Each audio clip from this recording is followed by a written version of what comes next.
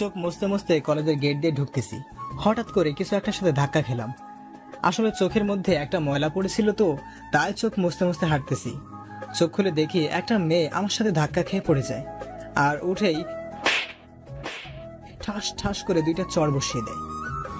এই কুত্তার বাচ্চা, দেখে চলতে পারিস না? এই ভদ্রভাবে কথা বলেন, আমি ইচ্ছা করে ধাক্কা দিইনি, আর আপনি দেখে চলতে পারেন না? এই ছোট লোকের বাচ্চা, তোর সাহস তো কম না, আমার মুখে মুখে তর্ক করিস? এই আপনি আমাকে যা ইচ্ছা বলেন, মা বাবাকে নিয়ে কিছু বলবেন না, তাহলে কিন্তু। তাহলে কি করবি তুই? তুই জানিস আমি কে? আমি চাইলে 1 সেকেন্ডের মধ্যে তোকে এই কলেজ থেকে বের করে দিতে পারি। মেয়েটার কথা শুনে মুহূর্তের রাগ উঠে গেল। মনে মনে ভাবলাম, আমি যদি একবার আমার আগের রূপ দেখাই তাহলে বুঝবি আমি কি জিনিস। নিজেকে সান্ত্বনা দিলাম যে আমি এখানে লেখাপড়া করতে আসছি, কোনো ঝামেলায় পড়তে নয়। আমার চুপ করে থাকা দেখে মেয়েটা আরো কয়েকটা গালি আর কিছু হুমকি দিয়ে চলে গেল। চারপাশে কিছু স্টুডেন্ট দাঁড়িয়ে দাঁড়িয়ে তামাশা দেখতেছিল। একজন বলল, ভাই নিজের ভাই নিজেই কোরাল দিছো। মানে? মেয়েটাকে চিনো? না। কলেজে আজ মনে হয় নতুন। ট্রান্সফার নিয়ে আসছি, 3য় সেমিস্টার। ও আচ্ছা, সেজন্যই তো। মেয়েটার বাবা এই কলেজের সভাপতি, ক্ষমতাবান ব্যক্তি, এক নামে সবাই চেনে। মেয়েটা বাবার ভয় দেখিয়ে যা ইচ্ছা তাই করে, ওর সাথে কে টিক্কার দিতেই পারে না। ছেলেটার কথা শুনে আমি হাসতেছি। তারপর ছেলেটা বলল, কি ব্যাপার, হাসছো কেন? না এমনি। আচ্ছা যাই ভাইয়া, পরে কথা হবে। এরপর ক্লাসের দিকে হাঁটা দিলাম। চলেন এবার আপনাদের পরিচয়টা দিয়ে দেই। আমি জুয়েল, ডিপ্লোমা ইঞ্জিনিয়ারিং এ পড়তেছি। আপাতত আমার কেউ নাই, এই ধরেন এতিম। আবার এটা ভাইবেন না যে আমার বাবা মা নেই, সবাই আছে, কিন্তু আমাকে বাসা থেকে বের করে দিছে। এখনো কিছু বুঝতেছেন না তো চলেন বুঝিয়ে বলি। আমি ছিলাম বখাটে ছেলেদের লিডার। এমন কোনো খারাপ কাজ নেই যেটা আমি করিনি। মারামারি, রাজনীতি, এমনকি মাদকের ব্যবসাও করেছি। প্রতিদিন আমার নামে বাসায় বিচার আসতো। বাবা প্রতিদিন আমাকে অনেক বকাঝকা করতেন, কিন্তু কোনো লাভ হতো না। এভাবেই দিন যাচ্ছিল, আর বাবা আমার উপর দিন দিন ক্ষেপে কাঠ হয়ে যাচ্ছিল। একদিন আমার এক বন্ধু এক মেয়েকে প্রপোজ করে, কিন্তু বন্ধু বখাটে বলে মেয়েটা রিজেক্ট করে দেয়। তারপর আমরা মেয়েটার বাসায় গিয়ে ওর বাবাকে মেরে মেয়েটাকে বাসা থেকে উঠিয়ে নিয়ে আসি, কিন্তু ভুলবশত কারণে মেয়েটা পালিয়ে যায়। পরে আমাদের সবার নামে মামলা দেয়, সেজন্য বাবাকেও থানায় যেতে হয়। অনেক কষ্টে জরিমানা দিয়ে বাবা আমাকে বাসায় নিয়ে আসে। এবার সবার সামনে ডান গালে একটা চড় বসিয়ে দিয়ে বলে, তোর মতো ছেলের দরকার নেই, আজ থেকে তুই এই বাসায় থাকতে পারবি না। আমি মনে করব আমার কোনো সন্তান ছিল না, তোর মতো কুলাঙ্গারকে জন্ম দিয়ে ভুল করেছি। বেরিয়ে যা এখন বাসা থেকে। যদি জীবনে কোনোদিন ভালো হতে পারিস তখন সামনে আসবি, আর না হলে আমি মরে গেলেও আসবি না। মা দাঁড়িয়ে দাঁড়িয়ে সবকিছু দেখতেছিল, কিছু বলার থাকলেও বলতে পারছে না, কারণ বাবার কথার উপর কথা বলার সাহস আম্মুর আজও হয়ে ওঠেনি। বাবার কথাগুলো সহ্য করতে না পেরে বাসা থেকে বের হয়ে গেলাম। সেদিন ভেবেছিলাম বাসা থেকে বের হয়ে গেলে ভালো থাকতে পারবো, কিন্তু না। যখন বাইরে চলে আসলাম দেখলাম আমার পাশেই কেউ নাই। আমার রাজনীতি, গুন্ডামি, এলাকার বড় ভাই কেউ ছিল না। রাস্তার কুকুর পর্যন্ত আমাকে ঘৃণার চোখে দেখেছে। অনেকজনকে কল দিলাম, কেউই আমাকে সাহায্য করতে আসেনি। সেদিন রাতটা রাস্তার পাশে একটা ল্যাম্পপোস্টের নিচে কাটাই। আমি একা না, আমার পাশে কিছু কুকুরও ছিল। তখন বুঝলাম মাথার উপরে বাবার ছায়াটা কতটা গুরুত্বপূর্ণ। তখন সিদ্ধান্ত নিলাম যে ভালোভাবে পড়ালেখা করে মানুষের মতো মানুষ হয়ে বাবার সামনে গিয়ে দাঁড়াবো। আর আজ থেকে সব ধরনের রাজনীতি, গুন্ডামি বাদ দিয়ে দিলাম। সাধারণভাবে চলবো। কোনোদিন বিপদে পড়লেও আর এই লাইনে আসবো না। তারপর এক মামাতো ভাইয়ের সাহায্যে আগের কলেজ থেকে ট্রান্সফার নিয়ে এই কলেজে চলে আসলাম, এবং 2টা টিউশনি নিলাম। ওগুলো দিয়েই নিজের খরচ চালিয়ে যাচ্ছি। আর আজকেই প্রথম দিনই কি ঘটলো আপনারা তো দেখলেন। আপনাদের পরিচয় দিতে দিতে প্রিন্সিপালের রুমে চলে আসলাম। আসসালামু আলাইকুম স্যার, আসতে পারি? আসো, কি চাই? স্যার, আমাকে জাহিদ ভাই পাঠিয়েছে, আপনার সাথে কথা বলার জন্য বলেছে। ও আচ্ছা আচ্ছা, তোমার কথা আমাকে জুয়েল বলেছিল। কি যেন তোমার নাম? জি স্যার, জুয়েল। আচ্ছা ভালো, এখানে কোনো সমস্যা হলে তুমি আমাকে সরাসরি জানাবে, আর কোনো কিছু দরকার হলেও বলবে। জি স্যার, অবশ্যই। ওকে, এবার ক্লাসে যাও। ক্লাসরুম চেনো? না স্যার, নতুন তো, তাই চিনতে পারতেছি না। সমস্যা নেই, 3 তলার শেষের রুম। আর আমি অন্য স্যারদেরকে বলে দেবো তোমার কথা। সবার সাথে পরিচিত হয়ে নিও। যাও, ভালো করে লেখাপড়া করবে। ধন্যবাদ স্যার, আসসালামু আলাইকুম। তারপর অফিস থেকে বের হয়ে ক্লাসে গেলাম।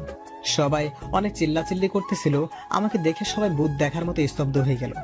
আসলে হওয়ারই কথা, ওরা এতদিন ধরে ক্লাস করছে, আমাকে তো এর আগে দেখেনি।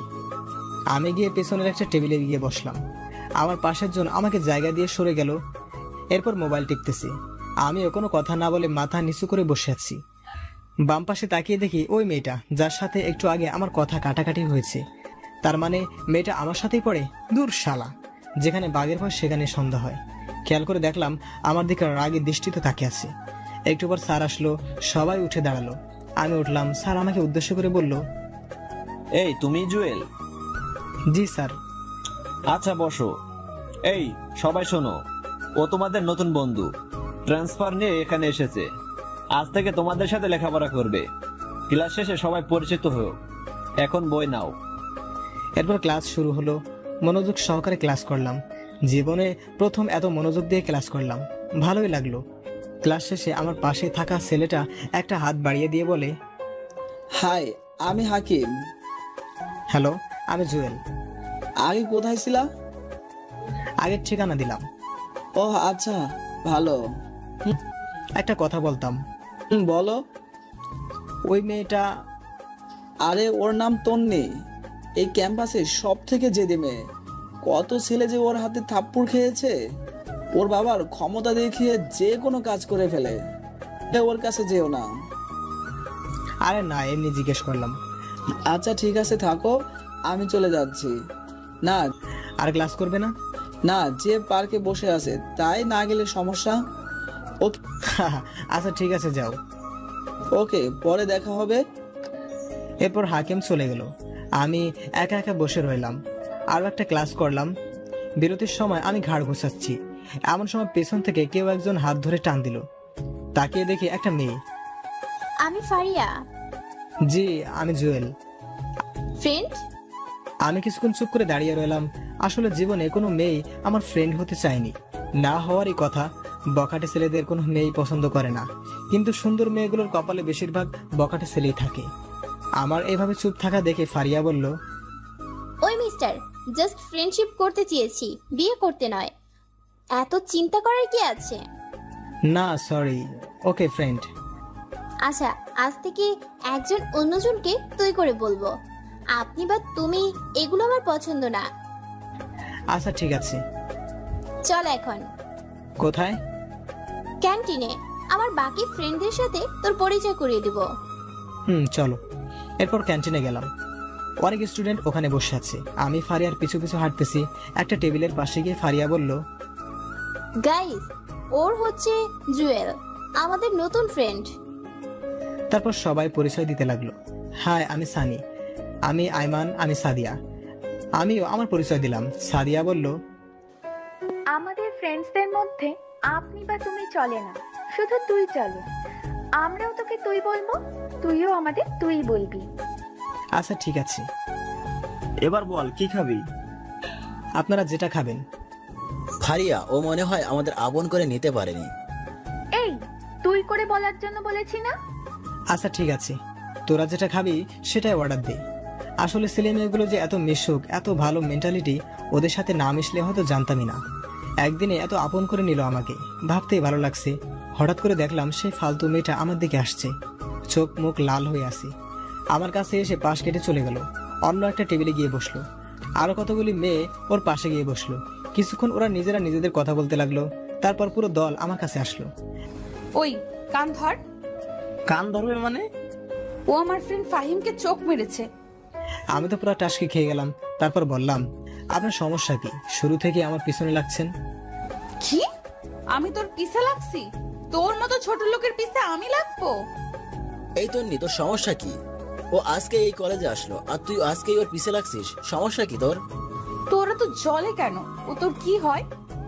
দেখ তন্নি, ও আমাদের ফ্রেন্ড, শুধু ফ্রেন্ড না, বলতে পারিস বেস্ট ফ্রেন্ড। বাহ, প্রথম দিনেই বেস্ট ফ্রেন্ড, আর 2 দিন গেলে তো জামাই বানায় ফেলবি। হ্যাঁ বানাবো, তোর কোনো সমস্যা? যা এখান থেকে। ওই চল সবাই, এই ছোট লোকের বাচ্চাকে পরে মজা বোঝাবো। সবাই চলে গেল। রাগে মাথায় রক্ত উঠে গেল। শালা বারবার ইচ্ছা করছে আগের রূপে সে 1 ঘন্টার জন্য ফিরে যাই আর দেখিয়ে দিই আমি কি জিনিস, ছোট নাকি অন্য কিছু দেখিয়ে দিই। আমার চুপ থাকা দেখে সাদিয়া বলল, কি রে, তোর সাথে তন্নির আগে কিছু হয়েছে? পুরো ঘটনাটা বললাম। আচ্ছা বাদ দে, মেয়েটা ফালতু। বাবার ক্ষমতা দেখিয়ে যা ইচ্ছে তাই করে, ও থেকে দূরে থাকিস। ওই এগুলো বাদ দে, এখন খেয়ে নে সবাই। তারপর খাওয়া দাওয়া করে বাসা চলে আসলাম।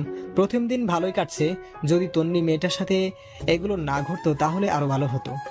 রাতে শুয়ে শুয়ে ভাবছি অচেনা একটা ছেলের সাথে তন্নি এমন করলো কেন। তবে তন্নি মেয়েটা কিন্তু অনেক সুন্দর, প্রথম দেখা যে কেউ প্রেমে পড়বে। আর রাতটা একটু বেশি মনে হয়। এগুলো ভাবতে ভাবতে কখন যে ঘুমিয়ে গেছে মনে নেই। সকালে ঘুম থেকে উঠে টিউশনি করিয়ে কলেজে চলে গেলাম।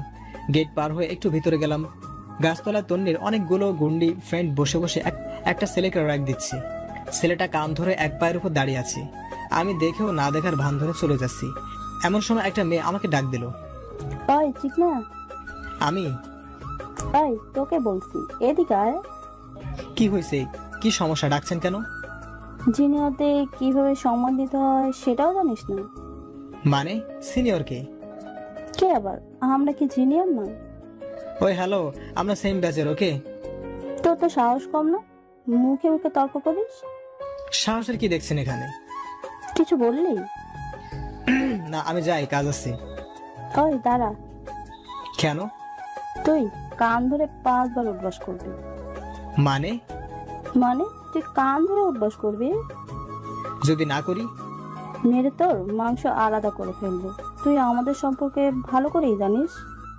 দেখবো কি করো। আর কিছু না বলে ক্লাসে চলে গেলাম। দেখলাম ওরা কাকে যেন কল দিয়ে আসতে বলতেছে। আমি ওদিকে খেয়াল না করে ক্লাসরুমে চলে গেলাম। তৃতীয় ঘন্টার সময় আমি, সাদিয়া, ফারিয়া আর আইমান বসে বসে গল্প করতেছি। এমন সময় 4 থেকে 5টা ছেলে স্টিলের পাইপ নিয়ে ক্লাসে ঢুকলো। দেখে মনে হচ্ছে না এই কলেজের ছেলে। স্টুডেন্টরা সবাই ভয়ে জড়ো হয়ে বসে আছে। ওদের মধ্যে একটা ছেলে বলল, ওই তোদের মধ্যে জুয়েল কে রে? সবাই আমার দিকে তাকালো। ছেলেটা আমার কাছে এসে, ওই তুই জুয়েল? আমি। ছেলেটা আর কোনো কথা না বলে আমার কলার চেপে ধরে টান দিয়ে বসা থেকে উঠিয়ে টানতে টানতে নিচে নিয়ে গেল। ক্লাস সহ পুরো ক্যাম্পাসের সবাই আমার দিকে হা করে তাকিয়ে আছে। নিচে গাছতলায় নিয়ে যায়। দেখলাম তন্নি আর ওর গুন্ডি মেয়েগুলা দাঁড়িয়ে দাঁড়িয়ে একটা ছেলের সাথে কথা বলতেছে। তার মানে ওরাই আমাকে মারার জন্য ছেলে ফিট করেছে। আমাকে যে ছেলেটা নিয়ে যায় সে বলল, ভাই ওকে নিয়ে আসছি। আরে জুয়েল ভাই, আপনি এখানে? ফাহাদ, তুই এখানে কেন? আমাদের কথা শুনে তন্নি সহ বাকি সবাই হা করে তাকিয়ে আছে। আসলে ফাহাদ ছেলেটা আমার সাথে রাজনীতি করত, একবার একটা মামলাও খায়, আর আমি তাকে সেখান থেকে উদ্ধার করি। সেই থেকে আমাকে দেখলে সর্বোচ্চ সম্মান দেখায়। ফাহাদ ভাই, এই মেয়েটা আমাকে টাকা দিয়েছে একজনকে মারার জন্য, কিন্তু সেই ছেলেটা যে আপনি সেটা আমাকে বলেনি। প্লিজ ভাই, কিছু মনে করবেন না, নেক্সট টাইম আরো হবে না। প্লিজ ভাই, মাফ করে দেন। আচ্ছা বাদ দে, আমি কিছু মনে করিনি। ভাই আপনি এখানে কেন? ওদিকের কি খবর? ওগুলো সব বাদ দিয়ে দিছি। আচ্ছা এসব ব্যাপারে এখানে না বললেই ভালো হয়। ওকে ভাই, আমি চলে যাচ্ছি, আর ওর ব্যাপারে কিছু মনে করবেন না। ওকে যা, কিছু মনে করিনি। আর এই যে আপনি নেক্সট টাইমে আর আমাকে ডাকবেন না, যত সব ফাজিল মেয়ে। আচ্ছা ভাই, যাচ্ছি। পুরো ক্যাম্পাসের স্টুডেন্টরা আমাদের দিকে অবাক ভাবে তাকিয়ে রইল। সানি, আইমান, ফারিয়া, সাদিয়া ওরাও ছিল। আমি ক্লাসে চলে গেলাম। কিছুই ভালো লাগছে না। মেয়েটা এমন কেন করলো আমার সাথে? দূর, ক্লাসই করবো না, সোজা ক্যান্টিনে চলে গেলাম। দেখলাম ওখানে সানিরা সবাই আছে। আমি গিয়ে ওদের পাশে বসলাম। সবাই ভূত দেখার মতো হা হয়ে আছে। খিরে, তোরা এভাবে তাকিয়ে আছিস কেন? একটা সত্যি কথা বলবি? কি কথা? তুই কে? মানে আমি জুয়েল, তোদের ফ্রেন্ড। সেটা না হয় বুঝলাম, কিন্তু ছেলেগুলো তোকে দেখে এমন ভয় পেলে কেন? আরে ওরে আমি আগে থেকে চিনি তাই। তুই মিথ্যা বলতেছিস। আমাদের বল, কোনো সমস্যা নাই, আমরা তোর ফ্রেন্ড, কাউকে কিছু বলবো না। আরে ধুর, কি বলবো। ছেলেগুলো তোকে দেখে এমন করলো কেন? শুধু আমরা না, তন্নি সহ পুরো ক্যাম্পাসের সবাই অবাক হয়ে গেছে। এর কারণ কি? আরে ধুর, আমি নিজেই জানি না। তার মানে তুই সত্যিটা বলবি না? এই তো। এই সবাই চল, এখানে থেকে আর কোনো লাভ নেই। এই কই যাস? বস এখানে বলছি। বল তাহলে। এই কই যাস? বস এখানে বলছি। বল তাহলে। পুরো ঘটনা খুলে বললাম। এই জন্যই ছেলেগুলো তোকে ভয় পেল? তুই কি তন্নির সাথে আবার কোনো ঝামেলা করবি? আর না, ঝামেলা করলে প্রথমেই করতে পারতাম, কিন্তু আমি করব না। এগুলো আমার করার ইচ্ছা থাকলে আগেই ক্যাম্পাসে করতাম, এখানে আসতাম না। কিন্তু ও যদি তোর সাথে আবার কোনো ঝামেলা করে? করলে করুক, বাট আমি কিছু করব না। ঝামেলা কেন করবে? আমরা কি মরে গেছি নাকি? আমরা থাকতে তন্নি আর কোনো ঝামেলা করতে পারবে না। ঠিক বলছিস বন্ধু, যা হয়েছে বাদ দে, আমরা আছি, তুই টেনশন করিস না। সেদিন ওদের সাথে আড্ডা দিয়ে বাসায় চলে আসলাম। রাতে বসে বসে ভাবতেছি, আমার জন্ম হলো কি শুধু ঝামেলায় পড়ার জন্য? যাও, সবকিছু ছেড়ে একটু ভালো হতে চেয়েছি, সেটাও সম্ভব হচ্ছে না। তারপর খেয়ে দিয়ে ঘুমিয়ে পড়লাম। সকালবেলা ঘুম থেকে উঠে ফ্রেশ হয়ে আবার কলেজে গেলাম। ক্লাসে গিয়ে সবার সাথে আড্ডা দিচ্ছি, এমন সময় তন্নি মেয়েটা আসলো। ছেলেদের মতো শার্ট প্যান্ট পরে এসে আমাদের রাগের দৃষ্টিতে তাকিয়ে রইল। আমি ওর দিকে না তাকিয়ে আবার আড্ডা দিতে শুরু করলাম। ক্লাস শেষ করে ক্যান্টিনের দিকে যাচ্ছি, এমন সময় তন্নি গুন্ডি ফ্রেন্ডগুলো এসে আমাকে ঘিরে ধরলো। কি রে হিরো, কই যাস? দেখেন, আপনাদের সাথে আমি কথা বলতে চাই না, সো আপনারা আপনাদের মতো থাকেন আর আমাকে আমার মতো থাকতে দেন। আরে তোর মতো ছোট লোক আমাদের সাথে কি কথা বলবে? তোর কোনো যোগ্যতা আছে আমাদের সাথে কথা বলার? মাথার রক্ত উঠে গেল। নিজের রাগকে কন্ট্রোল করে আর কোনো কথা না বলে সোজা হাঁটা দিলাম। আমার সময় তন্নি অন্য পাশ থেকে আমার সামনে এসে দাঁড়ালো। কি রে ছোট লোক, কই যাস? দাঁড়া এখানে। আপনার সমস্যা কি? আমার সমস্যা তুই, তোকে দেখলেই আমার গা জ্বলে। ডাক্তার দেখান, আপনার মনে হয় চুলকানি হয়েছে। তুই কি ভাবছিস কাল ছেলেটার হাত থেকে বেঁচে গেছিস বলে আমিও তোকে ভয় পেয়ে যাব? No, never. তুই শুধু দেখ আমি তোর কি হাল করি। যা পারেন করেন, এখন সরেন সামনে থেকে। তারপর সোজা ক্যান্টিনে চলে গেলাম। সানিদের সাথে আড্ডা দিয়ে বাসার দিকে হাঁটা দিলাম। কিছু দূর যাবার পর একটা ছেলে আমার পিছু নিল। খেয়াল করলাম ছেলেটা আমাকে ফলো করছে। আর একটু সামনে যাওয়ার পর আরো একটা ছেলে গলির থেকে বের হয়ে ওই ছেলেটার সাথে হাঁটতে লাগলো। এভাবে মোট 5 জন ছেলে আমার পিছু নিল। আমি তাড়াতাড়ি হাঁটা শুরু করলাম, ওরাও তাড়াতাড়ি হাঁটা শুরু করলো। একটু পর একটা ছেলে আমাকে পেছন থেকে ডাক দেয়, ওই সাদা শার্ট দাঁড়া। আমি পেছনে তাকাতেই দেখি প্রথমে সেই ছেলেটা আমাকে ডাক দেয়। জি, আমাকে বলছেন? তো এখানে কি তোর বাপ আছে যে তোকে বাপ ডাক দিবে? মাথা পুরো খারাপ হয়ে গেল। ইচ্ছা করছে একটা ঘুষি দিয়ে নাক ফাটিয়ে দেই। রাগে কন্ট্রোল করে বললাম, বলেন কি বলবেন? তোর কাছে আগুন আছে? জি না, আমি আগুন রাখি না। ওই বেটা, রাখিস না কেন রে? জানিস না আমাদের আগুন লাগবে? আপনাদের এত আগুনের দরকার হলে নিজেরাই তো সাথে রাখতে পারেন, অন্যের কাছে হাত পাতার কি দরকার?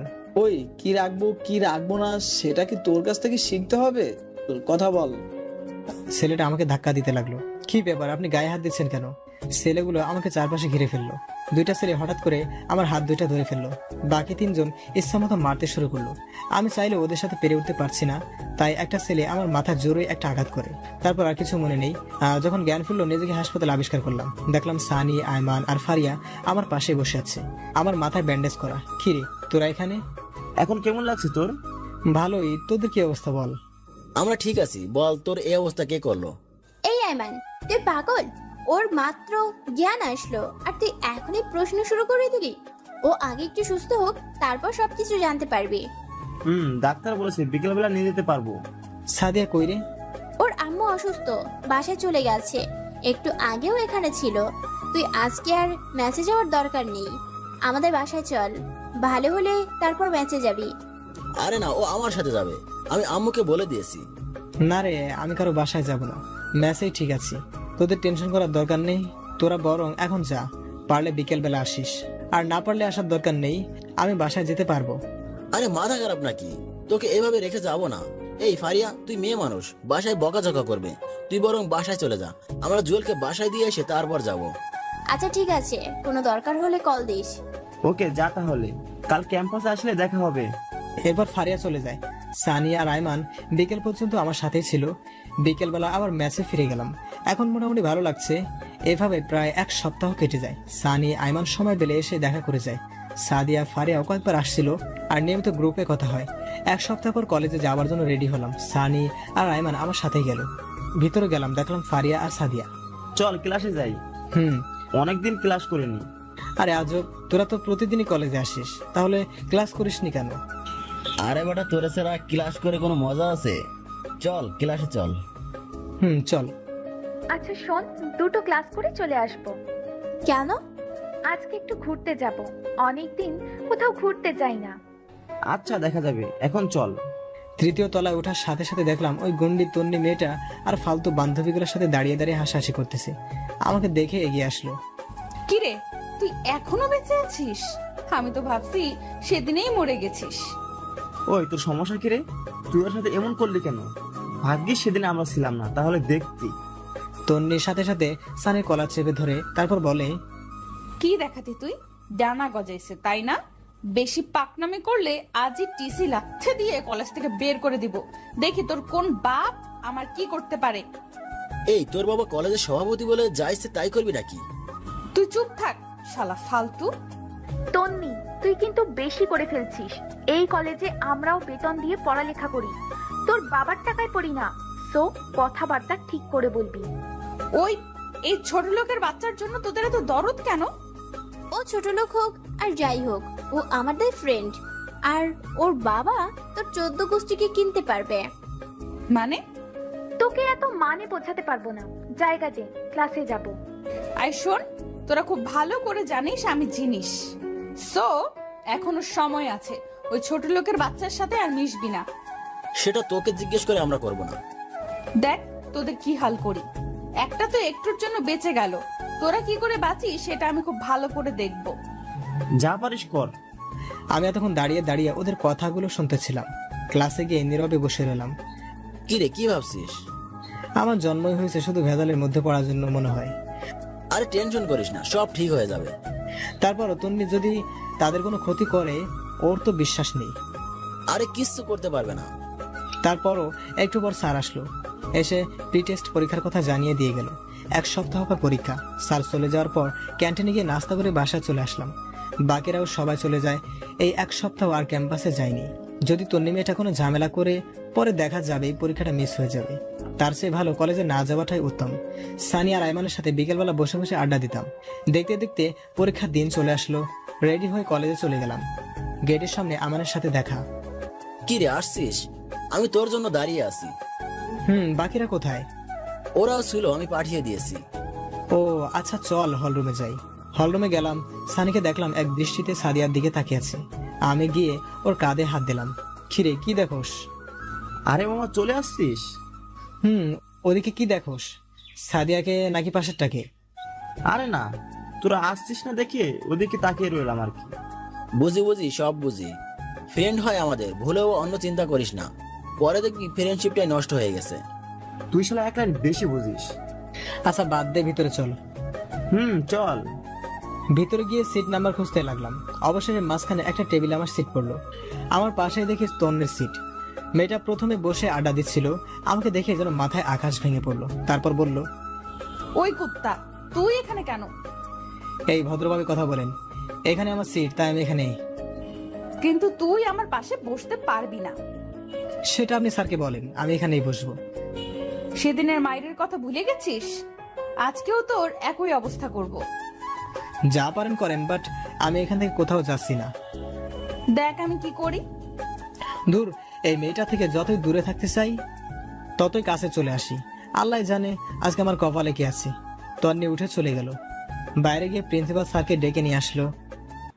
কি ব্যাপার জুয়েল, সমস্যা করছে কেন? স্যার বিশ্বাস করেন আমি কিছুই করিনি। উনি বলছে আমি নাকি এখানে বসতে পারবো না। কেন, এখানে বসলে সমস্যা কি? না স্যার, এই ছোট লোকের বাচ্চা আমার সাথে বসতে পারবে না। ওর কোনো যোগ্যতা আছে আমার সাথে বসার? সবগুলো স্টুডেন্ট আমার দিকে তাকিয়ে আছে। স্যার তন্নিকে বলল, বসার মধ্যে আবার যোগ্যতা কিসের? আর ও অনেক ভালো ছাত্র। আপনাকে এত কথা শোনানোর জন্য আপনাকে ডাকিনি। আপনি জাস্ট ওকে এখান থেকে উঠতে বলেন। এটা কোন ধরনের বেয়াদবি? আপনি কি উঠাবেন নাকি আমি আব্বুকে কল দিয়ে আপনার ব্যবস্থা নিতে বলবো? না না, তোমার আব্বুকে বলার দরকার নেই, আমি ওকে উঠতে বলছি। বাবা কিছু মনে করো না, তুমি ওই পিছনের বেঞ্চটাতে গিয়ে বসো। কিন্তু স্যার। প্লিজ বাবা, আমার কথা শোনো।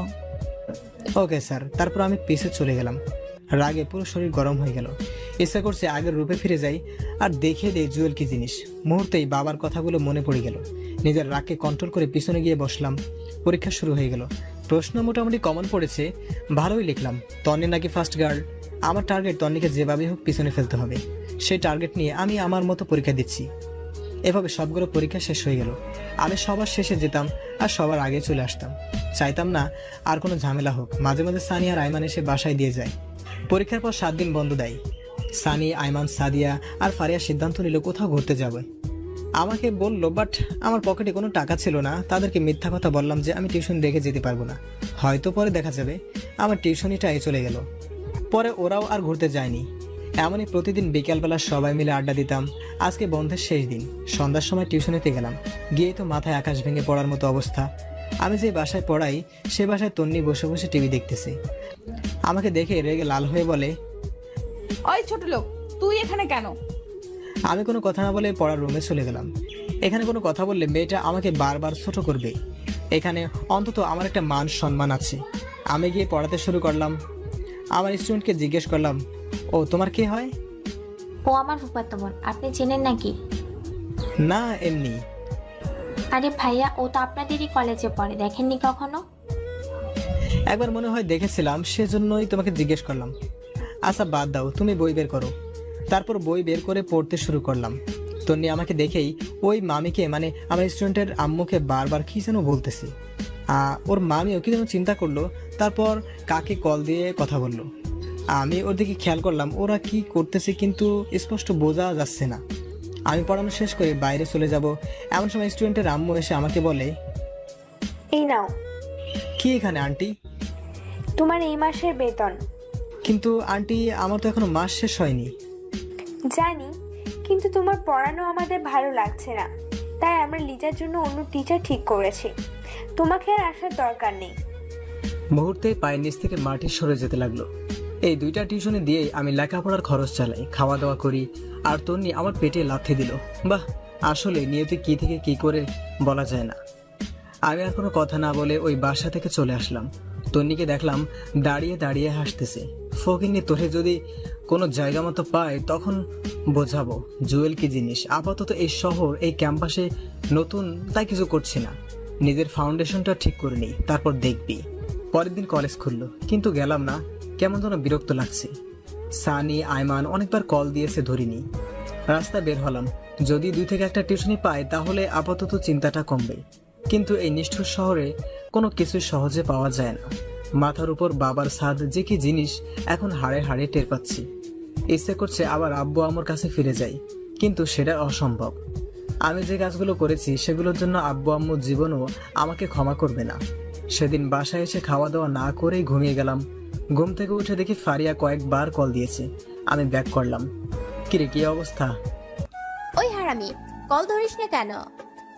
সরি রে, ঘুমেছিলাম। বল, কি হয়েছে? কালকে ক্যাম্পাসে আসিসনি কেন? কালকে তোকে স্যাররা অনেক খুঁজছিল। কেন? আমি আবার কি করলাম? আগে বল, ট্রিট দিবি? আচ্ছা বাবা, দিব। এখন বল কি হয়েছে? তুই আমাদের ডিপার্টমেন্টের মধ্যে ফার্স্ট হয়েছিস। কনগ্রাচুলেশন দোস্ত। আরে কি বলিস, সত্যি নাকি? তোর কি মনে হয় আমি মিথ্যা বলছি? আচ্ছা ঠিক আছে, তোরা ক্যাম্পাসে থাক, আমি আসতেছি। তাড়াতাড়ি রেডি হয়ে কলেজে চলে গেলাম। মনের মধ্যে অন্যরকম একটা আনন্দ বয়ে যাচ্ছে। তন্নিশালী এবার ঠেলা বোস। বাবার সভাপতি আর নিজে একটু মেধাবী হওয়ার কারণে যা ইচ্ছা তাই বলেছিস আমাকে। এবার তোকে বোঝাবো আমি কি জিনিস। কলেজে চলে গেলাম, সবাই ছিল। আমি গিয়ে ওদের সাথে হাত মিলালাম। বাকি যারা আছে সবাই এসে কথা বলে গেল। নিজের কাছেও ভালো লাগছে। আইমানকে দেখলাম একদম হিরো সেজে এসেছে। আমি গিয়ে জিজ্ঞেস করলাম, কিরে আজ কেমন সাজুগুজু, ঘটনা কি? আয় মানবো, দাঁড়া একটু পরে বলছি। এখন বললে সমস্যা কি? সাদিয়া আর ফারিয়া চলে যাক। ওরা সহজেই যাবে না। তুই বরং এক কাজ কর, পুকুর পাড়ে চলে যা, আমি সানিকে নিয়ে আসতেছি। ওকে। পরে আমি সানিকে সিস্টেম করে পুকুর পাড়ে চলে গেলাম। এবার বল কি হয়েছে? কিভাবে যে বলি? ওই শালা, আমার কি তোর শ্বশুর লাগে যে লজ্জা পাচ্ছিস? বল কি বলবি? পরে আমি সানিকে সিস্টেম করে পুকুর পাড়ে চলে গেলাম। এবার বল কি হয়েছে? কিভাবে যে বলি? ওই শালা, আমার কি তোর শ্বশুর লাগে যে লজ্জা পাচ্ছিস? বল কি বলবি? দোস্ত, সাদিয়াকে আমি ভালোবাসি, একটু সিস্টেম করে দে না। কোন সাদিয়া? আমাদের বন্ধু সাদিয়া। কি, তুই আর মেয়ে পেলি না? আরে কি করব বল, সেই প্রথম থেকে ওকে ভালোবাসি, কিন্তু বলতে পারছি না। যদি ফ্রেন্ডশিপ নষ্ট করে দেয় তাই। তোরা না করলে কে করবে বল? আচ্ছা, টেনশন করার দরকার নেই, দেখি কি করা যায়। আজকে বলে দে। আরে আজকে না, সময় করে। আচ্ছা কয়েকদিন পর তো ওর জন্মদিন, সেদিন না হয় করে দিস, আমি শিখিয়ে দেব। থ্যাঙ্কস দোস্ত। এখন থ্যাঙ্কস দেওয়ার কোনো দরকার নেই, যখন কাজ হবে তখন দিস। এখন চল বাইরে যাই। চল, ওরা বসে আছে। তারপর বাইরে চলে আসলাম। বাইরে এসে আমি, সানি, আইমান, সাদিয়া আর ফারিয়া বসে বসে আড্ডা দিচ্ছি। এমন সময় তন্নি তার পুরো গ্যাং নিয়ে আমাদের সামনে আসলো। এসেই আমার কলার চেপে ধরলো। খুব হিরো হয়ে গেছিস না? তুই এই ক্যাম্পাস ছেড়ে চলে যাবি? যদি না যাই কি করবি তুই? ওই তুই চুপ থাক, তোর মতো ফালতুর সাথে কথা নাই। এই তোর সমস্যা কি? সবসময় গুন্ডামি মাস্তানি ছাড়া আর কোনো কাজ নেই তোর? দাঁড়া, তোরও ব্যবস্থা নিতেছি। খুব পাখা গজিয়েছে তাই না? ওই তোকে যেন দ্বিতীয়বার আমি না দেখি।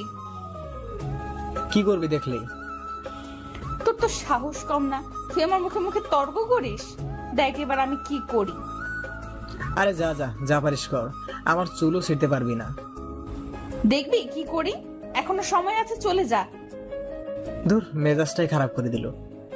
না, আর এখানে থাকবো না। আমার জন্য আমার বন্ধুদেরও সমস্যা হতে পারে। আয়মান আর সাদিয়ার রিলেশনটাই করে দিয়ে চলে যাব। কলেজ শেষ করে চলে যাচ্ছি, এমন সময় একটা ছেলে আমাকে পেছন থেকে ডাক দেয়। আমি পেছনে তাকাতেই দেখি সেদিনের সেই ছেলেটা, যে প্রথম আমার গায়ে আঘাত দিয়েছিল। কি ভাই, সমস্যা কি আপনার? সেদিনের মায়ের কথা তোর মনে নেই? সেদিনের মায়ের তোর কি পেট ভরেনি? মানে আজকেও তোর মারার জন্য টাকা দিয়েছে। তুই এখন বল তোকে কি করব? তো মারেন, টাকা যেহেতু খেয়েছেন তো মারেন। মনে রাখবেন, বিনা অন্যায় কাউকে আঘাত করলে সেটার ফল আপনিও পাবেন। আচ্ছা শোন, আজকে তোকে ছেড়ে দিলাম, কিন্তু একটা শর্ত আছে। কি শর্ত? তোকে এই ক্যাম্পাস থেকে চলে যেতে হবে, আর 1 সেকেন্ডও থাকতে পারবি না। মানে? কিছু বললি না কেন? তুই ওকে, চলে যাব। আপনার ম্যাডামকে বলবেন শান্তিতে থাকতে। তুই গেলেই তো উনি শান্তিতে থাকবে। আমি আর কোনো কথা না বলে বাসার দিকে হাঁটা দিলাম। চিন্তা করলাম আর না থাকায় বেটার হবে। আয়মান যে সাদিয়াকে প্রপোজ করে বলেছিল সেটার কি হবে? দূর, যা হবার হবে। আগে ওদের দুজনকে মিলিয়ে দিয়ে যায়। কিন্তু সাদিয়ার বার্থডে তো আরো কয়েকদিন পর। এই কয়েকদিন ক্যাম্পাসে গেলে ছেলেগুলো আবার আক্রমণ করবে। এবার আক্রমণ করলে আর বেঁচে থাকবো মনে হয় না। তার চেয়ে বেটার এই কয়েকদিন ক্যাম্পাসেই যাব না। এভাবে কয়েকদিন চলে গেল। সানি, আয়মান বারবার কল দিয়ে কারণ জানতে চাইলো। আমি অসুস্থ বলে কাটিয়ে দিলাম। অবশেষে সাদিয়ার বার্থডে চলে আসলো। আগামীকাল সাদিয়ার বার্থডে। আজকে থেকে সবাই মিলে প্রিপারেশন নেওয়া শুরু করলাম কিভাবে কি করব। বিকেলবেলা সানি, আয়মান আর আমি দিঘির পাড়ে গেলাম। দোস্ত, কেমনি কি করবো একটু বল তো। কেকের অর্ডার দিয়েছিস? আমি আসার সময় দিয়ে আসছি। গুড। কেকের মধ্যে একটা রিং লুকানো থাকবে। আমরা 3 জন ছাড়া আর কেউ যেন না জানে। অনুষ্ঠান করবি কোথায়?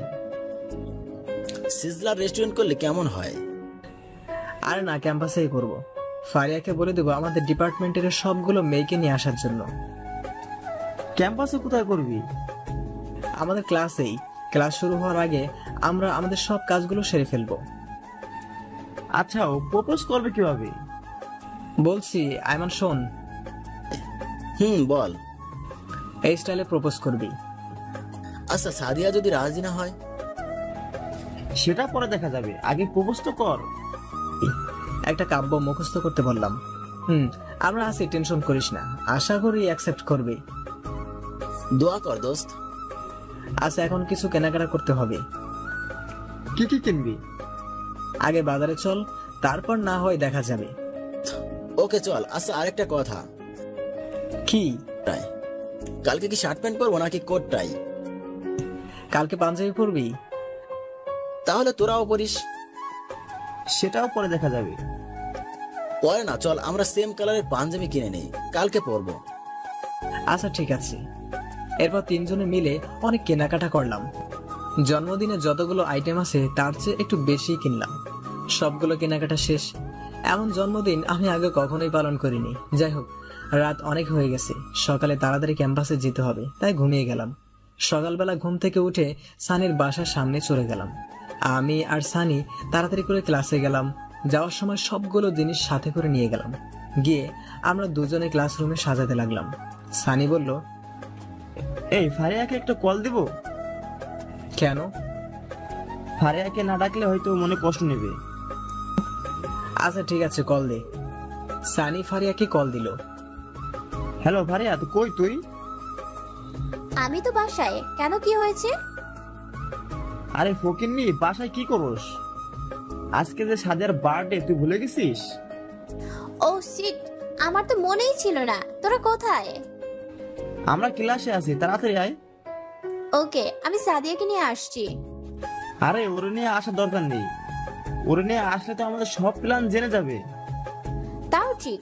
আচ্ছা তোরা থাক, আমি আসছি। তাড়াতাড়ি। ফারিয়া আস্তে আস্তে আমি আর সানি সবকিছু রেডি করে ফেললাম। একটু পর ফারিয়া আসলো। কে রে, এত কিছু কখন করলি? পরে শুনিস, এখন একটা কাজ কর। কি কাজ? সাদিয়া আসছে কিনা দেখ। যদি আসে তাহলে ক্লাসে আসে দিস না, আমাদের এখনো অল্প কিছু কাজ বাকি আছে। আচ্ছা ঠিক আছে। তো দাঁড়িয়ে আছিস কেন? যা বাইরে গিয়ে দেখ। এই তুই আইমানকে একটা কল দে তো। ওয়েট, দিতেছি। কি ব্যাপার দুলা ভাই, ওই আপনি? তাড়াতাড়ি আয়। এই তো আমি গেটের সামনে আছি, 2 মিনিট ওয়েট করে আসছি। একটু পর আইমানও চলে আসলো। আমাদেরও সবকিছু রেডি। বাহ, এত সুন্দর লাগছে ক্লাসরুমটা দেখে, শরীরে একটা ভাব চলে আসলো। বন্ধু, আমার তো শরীর কাঁপতেছে। কেন? কিভাবে যে প্রপোজ করব, আগে কখনো কাউকে করিনি তো, তাও এরকম একটা পরিবেশে। কবিতাটা মুখস্থ করেছিস? ওটা মনে মনে রিভিশন দে। দিতেছি তো। কথা বলতেছি এমন সময় ফারিয়া কল দিল। হ্যালো জুয়েল। বল। সাদিয়া তো আসছে, এখন কি করব? আচ্ছা নিচে দাঁড়া, আমি আসতেছি। তাড়াতাড়ি আয়। এরপর আমি চলে গেলাম। যাওয়ার সময় সানিকে বললাম সবগুলো ফ্রেন্ডকে ক্লাসে ডেকে নিয়ে আসতে। এরপর আমি নিচে চলে গেলাম। গিয়ে দেখি ফারিয়া আর সাদিয়া দাঁড়িয়ে দাঁড়িয়ে কথা বলতেছে। আমি যাওয়ার পর, কি রে, তোর আবার কি হয়েছে? কেন, আমার আবার কি হবে? নীল পাঞ্জাবি গায়ে দিয়ে আসলি, ঘটনা কি? আরে কিসের ঘটনা, এমনি একটা কারণ আছে। তো কারণটা কি আমরা জানতে পারি না? ওই সব জানতে পারবি, এখন ক্লাসে চল। ওকে চল। ওই দাঁড়া। আবার কি হলো? আমি কোনো কথা না বলে ওর চোখগুলো আড়াল করে ধরলাম। কি রে, চোখ ধরছিস কেন? তোর জন্য একটা সারপ্রাইজ আছে, এখন হাঁটতে থাক। আমি সাদিয়ার চোখগুলো ধরে ক্লাসে নিয়ে যাচ্ছি, আর পুরো ক্লাসের সবাই আমাদের দিকে হা করে তাকিয়ে আছে। আমাদের এমন কর্মকাণ্ড দেখে সবাই আমাদের পিছন পিছন আসতে লাগলো। যাই হোক, অবশেষে ক্লাসে নিয়ে গেলাম। ক্লাসেও অনেকগুলো বন্ধু ছিল। আমি ক্লাসে নিয়ে গিয়েই ওর চোখ খুলে দিলাম আর বললাম সারপ্রাইজ। সবাই একসাথে বলে উঠলো হ্যাপি বার্থডে। আমিও বললাম happy birthday Sadia, happy birthday to you. Sadia এমন কাণ্ড দেখে অবাক হয়ে যায় আর সাথে সাথে আমাকে জড়িয়ে ধরে। সাদিয়া যখন আমাকে জড়িয়ে ধরে, বেচারা আয়মান এক বুক মনে কষ্ট নিয়ে আমার দিকে তাকায়। মনে মনে বললাম শালা সারা জীবন তোকেই জড়িয়ে ধরবে। তারপর আমি বললাম যা কেকটা কাট। সাদিয়া কেক কাটতে গেল। সানি কয়েকজন বন্ধুর হাতে অনেকগুলো বাজি দিয়ে দিল। সবাই বাজি ফাটাইতেছে, আবার অনেকে স্প্রে মারতেছে। এসব কাণ্ড দেখে ফারিয়াও অবাক হয়ে গেল। সাদিয়া মোমবাতি নিভালো, সবাই একসাথে উইশ করলাম। যখন সে কেক কাটবে তখনই কেকের ভিতর থেকে একটা রিং বের হয়। রিং দেখে সাদিয়া আরো বেশি অবাক হয়ে যায়। আমি আয়মানকে ইশারা দিলাম এবার তোর কাজ সেরে ফেলতে। আয়মান আস্তে আস্তে সাদিয়ার সামনে গেল। রিংটা হাতে নিয়ে ফিল্ম স্টাইলে হাঁটু গেড়ে বসে আমি যে বাক্যটা শিখিয়ে দিয়েছিলাম সেটা বলতে লাগলো।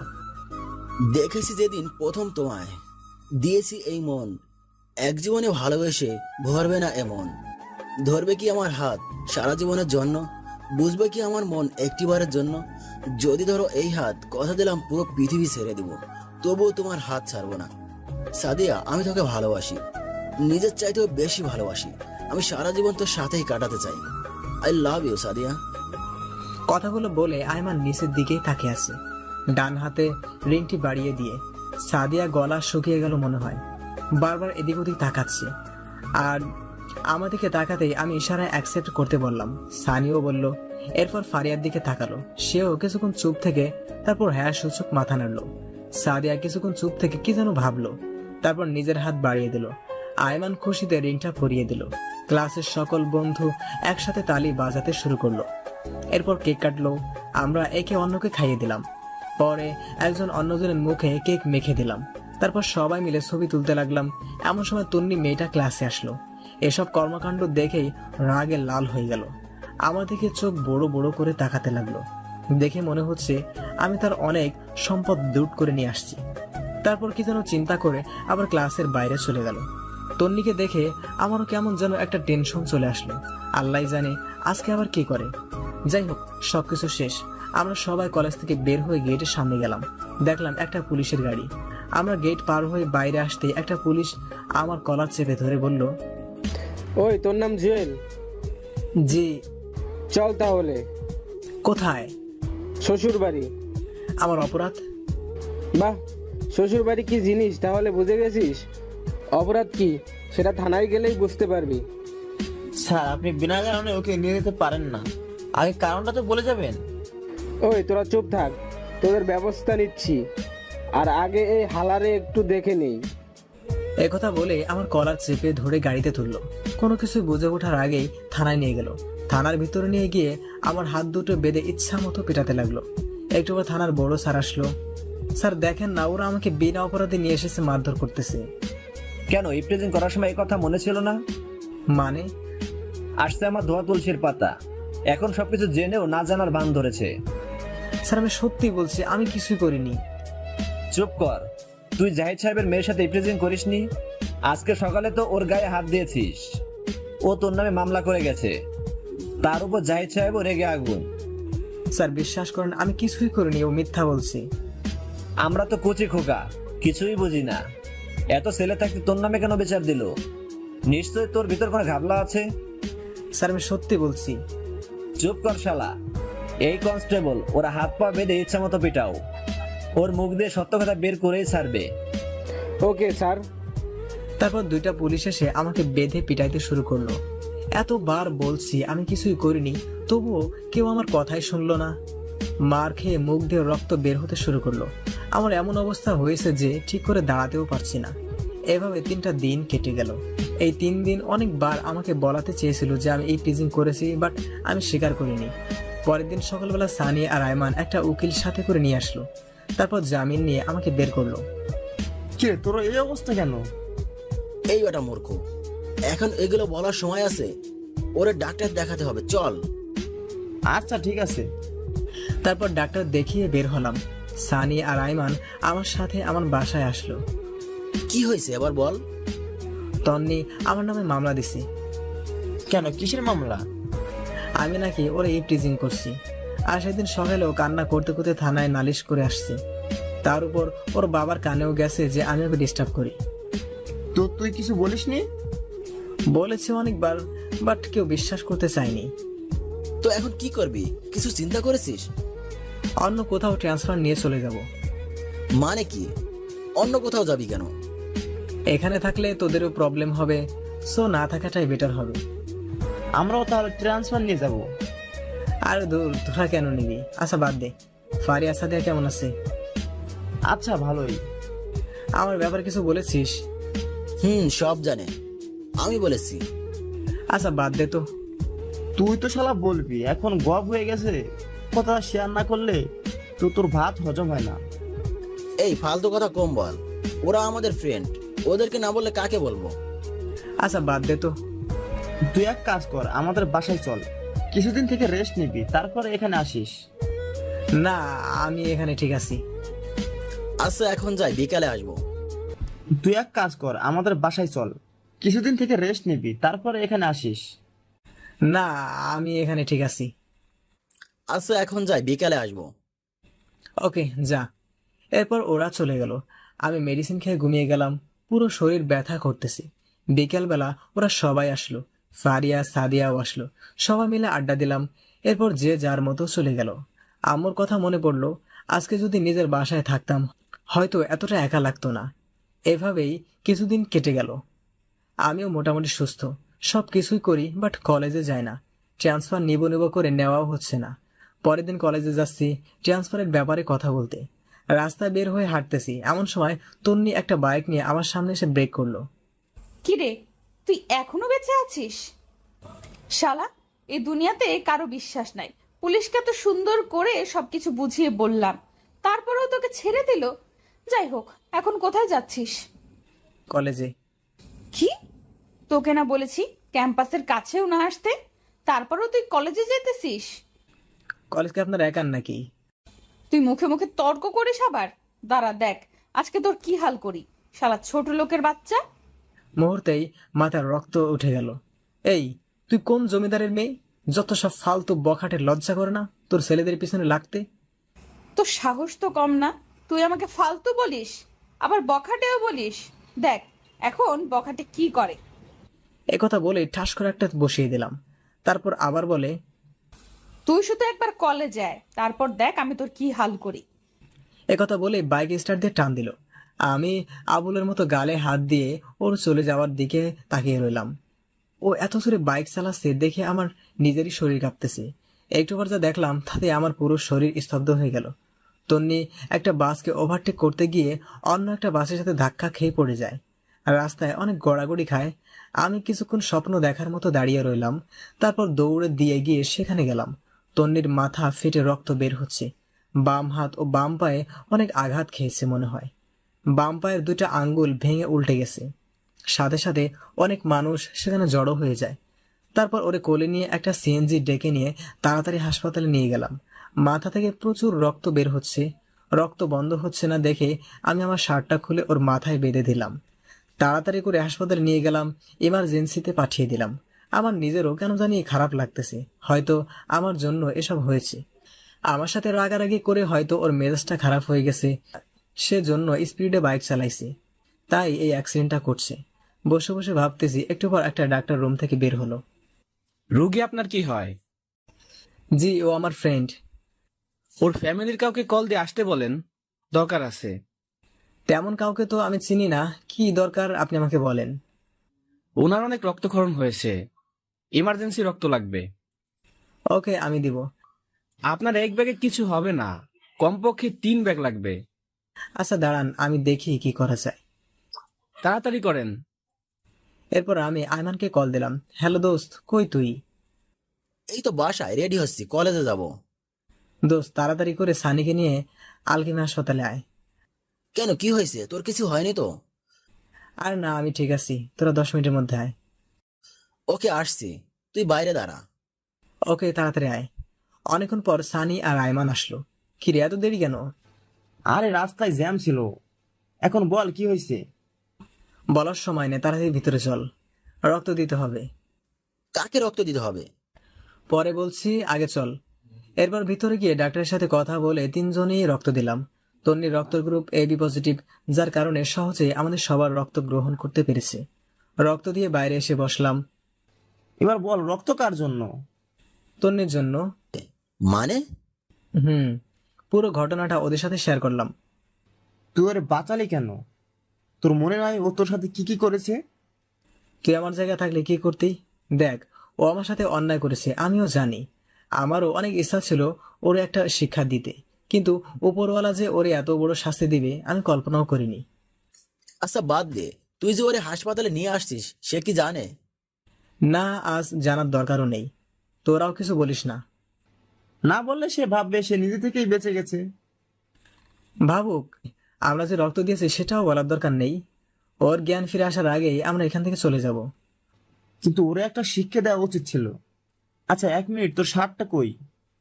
তন্নির মাথা বেঁধে দিয়েছিলাম, এখন মনে হয় কেবিনে। তো এখন কি করবি? ওর জ্ঞান আসা পর্যন্ত থাক, দেখি না কি হয়, যদি কিছু লাগে। এই কেটে পড় এখান থেকে। কেন? পিছে দেখ। পিছনে তাকিয়ে দেখি তন্নির গুন্ডি ফ্রেন্ডস গুলো সবাই আসতেছে। আমরা যেই সবাই উঠে চলে যাব তখনই লিজা মেয়েটা ডাক দেয়। তন্নির অনুপস্থিতিতে লিজাই লিডারের দায়িত্ব পালন করে। ওই দাঁড়া। সবাই দাঁড়ালাম। তোদের লজ্জা করে না? মেয়েটা অ্যাক্সিডেন্ট করেছে শুনে হাসপাতালে এসে ওকে মারার চেষ্টা করতেছিস। সানি রেগে কিছু একটা বলতে যাবে, এমন সময় আমি ইশারায় না করে দিলাম। তারপর লিজা মেয়েটা আবার বলে, তোকে আমাকে না সেদিন পুলিশ এত মারলো, তারপরও তো লজ্জা শরম নাই? চিল্লাচিল্লি শুনে একটা ডাক্তার ভিতর থেকে আসলো। কি ব্যাপার, এত চিল্লাচিল্লি করছেন কেন? দেখেন না, ওরা মেয়েটা অসুস্থ শুনে মেয়েটাকে মেরে ফেলার জন্য এখানে এসেছে। আপনি প্লিজ পুলিশকে কল দিয়ে ওদের নিয়ে যেতে বলেন। চুপ থাকেন, ওরা আপনার ফ্রেন্ডকে এখানে নিয়ে আসতে আর রক্তও দিয়েছে, কোনো কিছু না জেনে রুট বিহেভ করছেন কেন? লিজা মাথা নিচু করে দাঁড়িয়ে থাকে। তারপর আমরা আর কোনো কথা না বলে হাসপাতাল থেকে চলে আসলাম। ভাবছিলাম তন্নির বাবাকে গিয়ে বলবো, এখন যেহেতু ওর বান্ধবীরা আসছে ওরাই বলবে, আমাদের আর না বলাই ভালো হবে। তারপর যে যার মতো বাসায় চলে গেলাম। 15 থেকে 20 দিন চলে গেল। আমি বিকেলবেলা একটা পার্কের পাশে গিয়ে বসলাম। আগে তো এই সময় টিউশনি করিয়ে সময় কাটাতাম, কিন্তু তন্নি তো সেই টিউশনিটাও বন্ধ করে দিল। বসে বসে ভাবতেছি ট্রান্সফার কিভাবে নিব। হঠাৎ করে কেউ একজন আমার কাঁধে হাত দেয়। পিছনে তাকাতেই আমার মাথায় যেন আকাশ ভেঙে পড়লো। তাকে দেখি এটা তন্নি। তুমি এখানে? জানো আমি তোমাকে কত খুঁজেছি। ঘটনা কি? যে মেয়ে আমাকে তুই ছাড়া ছোট লোক ছাড়া কথা বলে না, আর সেই আমাকে তুমি করে বলছে। আবার নাকি অনেক খুঁজতেছে। ব্যাপারটা কেমন জানি অদ্ভুত লাগলো। কি ব্যাপার, চুপ কেন? কেন খুঁজতেছেন? আবার মারার জন্য নাকি? আমি তো আপনার আর কোনো ক্ষতি করিনি, কলেজেও যাইনি। দেখো, আগে সবগুলো ঘটনার জন্য সরি। কথা বলছো না যে? কি বলবো? আপনার আর কোনো কথা থাকলে বলতে পারেন। আচ্ছা বাদ দাও, থ্যাঙ্কস। থ্যাঙ্কস কেন? সেদিন আমার জন্য এত কিছু করার জন্য। তুমি আগের মতো রেগুলার কলেজে যেতে পারো, আমি আর কোনো কিছু বলবো না। আচ্ছা যাই হোক, এই নাও, এটা তোমার জন্য। কি এখানে? সেদিন তুমি তোমার শার্ট দিয়ে আমার মাথা বেঁধে দিয়েছিলে। রক্তে পুরো শার্ট লাল হয়ে গেছে, তোমার শার্টটা নষ্ট হয়ে গেছে, তাই আমি তোমার জন্য সেম কালারের একটা শার্ট নিয়ে এসেছি। ওটা আপনার কাছে রেখে দিন, আমি কারোর জন্য কিছু করলে সেটার বিনিময় নিই না। একথা বলে সেখান থেকে উঠে হাঁটা দিলাম। তন্নি কয়েকবার আমাকে ডেকেছে, বাট আমি কোনো উত্তর না দিয়ে চলে আসছি। ফকিনি এখন এসেছে থ্যাঙ্কস বলার জন্য, দরদ দেখানোর জন্য। তোর আগের দিনগুলোর কথা আমি ভুলিনি। কোনো কারণ ছাড়াই তুই আমার সাথে এত বাজে ব্যবহার করলি, তোকে জীবনও ক্ষমা করব না। এরপর বাসায় চলে আসলাম। এসে কিছুক্ষণ পড়ালেখা করে ঘুমিয়ে গেলাম। পরের দিন ঘুম থেকে উঠে আবার কলেজে গেলাম। গেটে ফারিয়ার সাথে দেখা। কিরে হারামি, কই ছিলে এতদিন? বাসায় ছিলাম রে। তাহলে কলেজে আসিসনি কেন? ও আচ্ছা, ভালো কথা। তুই নাকি ট্রান্সফার নিয়ে নিবি? নিব ভাবছিলাম, কিন্তু এখন আর নিব না। যাক, ভালোই হবে। তো বল, এখন কি অবস্থা? এই তো ঠিকঠাক। সাদিয়া কোথাও আসবে না? ও ভিতরে আছে, চল। ওকে। তারপর ভিতরে চলে গেলাম। আয়মানও আছে। দুজনে প্রেম করতেছে। আমাদেরকে দেখে দুইজন দুই দিকে তাকালো। হয়েছে, আর ভাব ধরতে হবে না।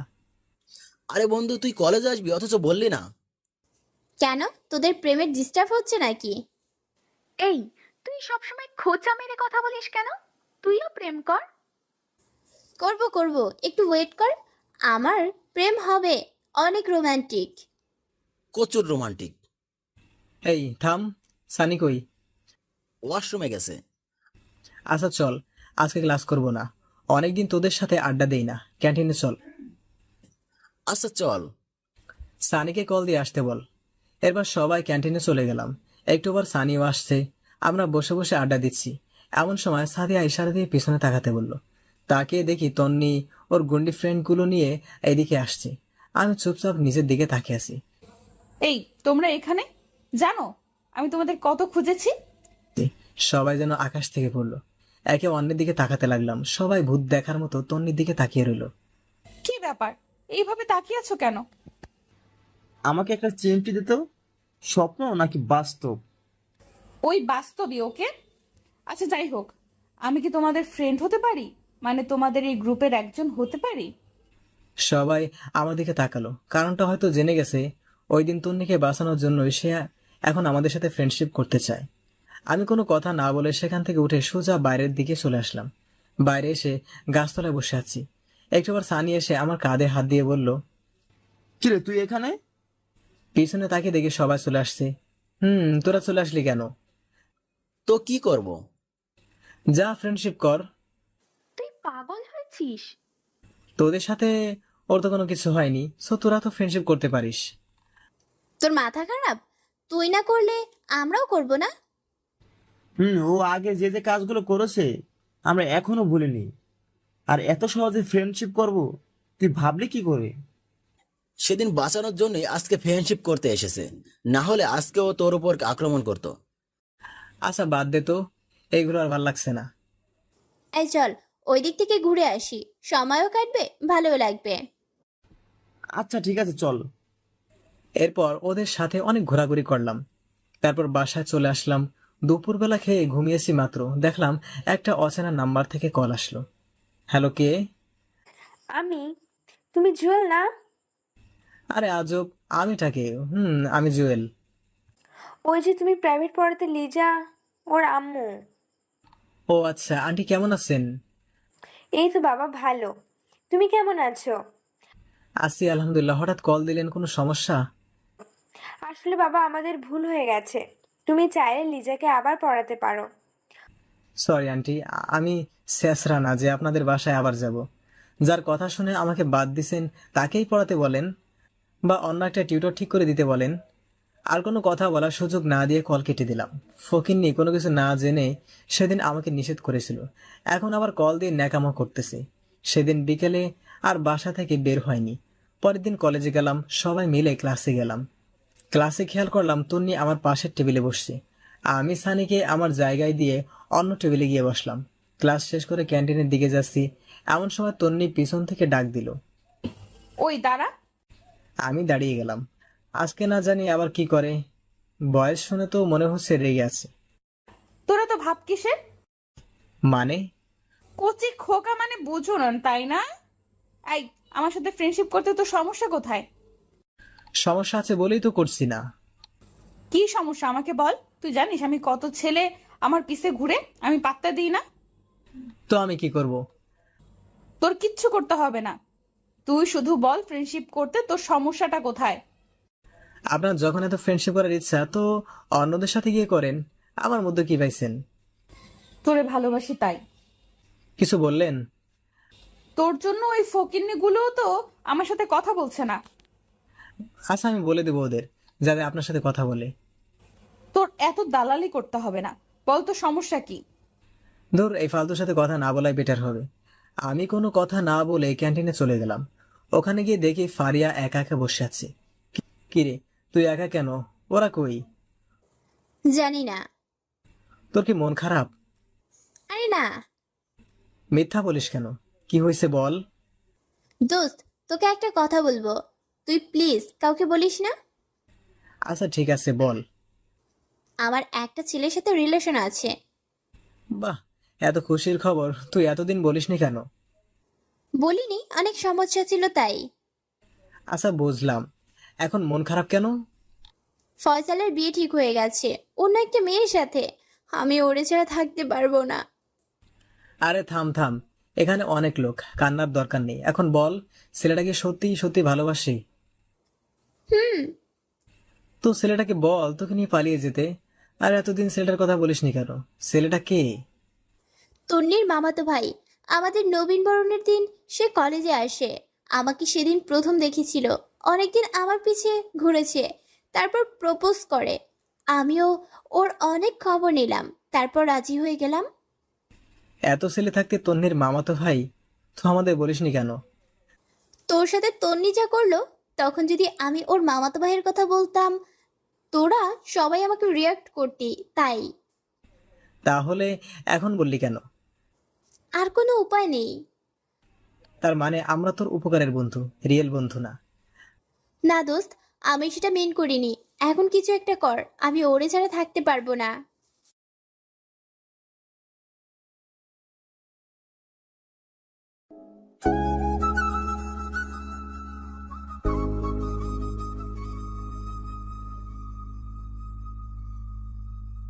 না দোস্ত, আমি সেটা মেন করিনি। এখন কিছু একটা কর, আমি ওরে ছাড়া থাকতে পারবো না। আচ্ছা সানি, আইমান, সাদিক আসুক, দেখি কি করা যায়। এমন সব পিছন থেকে কেউ একজন কাদের উপরে একটা থাপ্পড় দেয়। পিছনে তাকাতেই দেখি সানি। কিরে, দুজনে আড্ডা দিতেছিস, অথচ একটু বললিও না? আরে না, মাত্রই আসলাম। ফারিয়াকে তোর কথা জিজ্ঞেস করে, সে বলল তুই নাকি ওয়াশরুমে গেছিস। আইমান আর সাদিয়া কই? আসছে, একটু সময় লাগবে। তোদের সাথে কিছু ইম্পর্টেন্ট কথা আছে। বল, কি কথা? না, ওরাও আসুক, তারপর না হয় বলবো। আচ্ছা, এখন কিছু অর্ডার দে, ক্ষুধা লাগছে। ওকে, কি খাবি? তারপর আমরা তিনজন বসে বসে আড্ডা দিচ্ছিলাম। একটু পর আয়মান আর সাদিয়া আসলো। কিরে, কোথায় গেছিলি তোরা? সরি দোস্ত, একটু বাইরে গেছিলাম। আচ্ছা বস এখানে। এবার বল কি বলবি? ফারিয়া রিলেশনের কথা বলে দিলাম। কি তোর রিলেশন আছে অথচ আমাদের বলিসনি? আমি এবার পুরো বিষয়টা বুঝিয়ে বলি। তো এখন কি করবি? জানি না, তোরা কিছু একটা কর। আচ্ছা টেনশন নিস না, আমরা আছি। তুই কি ফয়সালকে এখনই বিয়ে করতে পারবি? আমার তো সমস্যা নেই, কিন্তু বাসায় কি বলবো? আরে ধুর, বাসায় কেন বলবি? জাস্ট কোর্ট ম্যারেজ করবি, যাতে ফয়সাল অন্য কোথাও বিয়ে করতে না পারে। কিন্তু ওর তো বিয়ে ঠিক হয়ে গেছে। ও তোকে বিয়ে করলে তো আর ওর বিয়ে অন্য কারোর সাথে হবে না? কোর্ট ম্যারেজ তো যে কোনো সময় করা যাবে, বাট আগে ফয়সালের বিয়েটা ভাঙতে হবে। তাহলে একটা কাজ করলে কেমন হয়? কি? বিয়ের দিন রাতে ফয়সালকে নিয়ে তুই পালিয়ে যাবি, আমরা ফয়সালকে বাসা থেকে তুলে নিয়ে আসবো। শালা মাথা মোটা, ফয়সাল কি মেয়ে যে আমরা ওরা বাসা থেকে তুলে নিয়ে আসবো? অন্য কোনো উপায় বের করতে হবে। আচ্ছা দোস্ত, আর কোনো উপায় নেই? জুয়েল কিছু বলিস না কেন? অন্য কোনো উপায় তোর জানা আছে? দোস্ত প্লিজ, থাকলে বল না। একটা উপায় আছে। কি? তাড়াতাড়ি বল। তন্নি। মানে তন্নি কি করবে? তন্নি পারবে। কিভাবে? ফয়সাল তন্নির মামাতো ভাই, সো তন্নি যদি ওর মামাকে বলে তাহলে হয়তো বিয়েটা অফ হয়ে যাবে। এন্ড আরো একটা উপায় আছে। কি সেটা? যে মেয়েটার সাথে ওর বিয়ে ঠিক হয়েছে তাকে ফয়সাল আর ফারিয়া রিলেশনের কথাগুলো বললে হয়তো সে নিজেই বিয়ে বন্ধ করে দিবে। কারেক্ট। এখন কি করবি? এই বিয়ে কবে রে? আগামী সপ্তাহে। ফয়সালকে কল দে আর মেয়েটার পুরো ডিটেলস জেনে নে, আর মেয়েটার নাম্বারও নিয়ে নে। এখন কল দিব? না, বিয়ের পরে দিস। ফকিন্নি তাড়াতাড়ি কল দে। ফারিয়া কল দিল, তারপর অনেকক্ষণ কথা বলে মেয়েটার পুরো ডিটেলস নিল, আর নাম্বারও বাসার অ্যাড্রেসও নিল। সব নিয়েছিস? ওরে কল দিয়ে জিজ্ঞেস কর কোথায় আছি, তারপর আমরা সেখানে গিয়ে ওর সাথে কথা বলবো।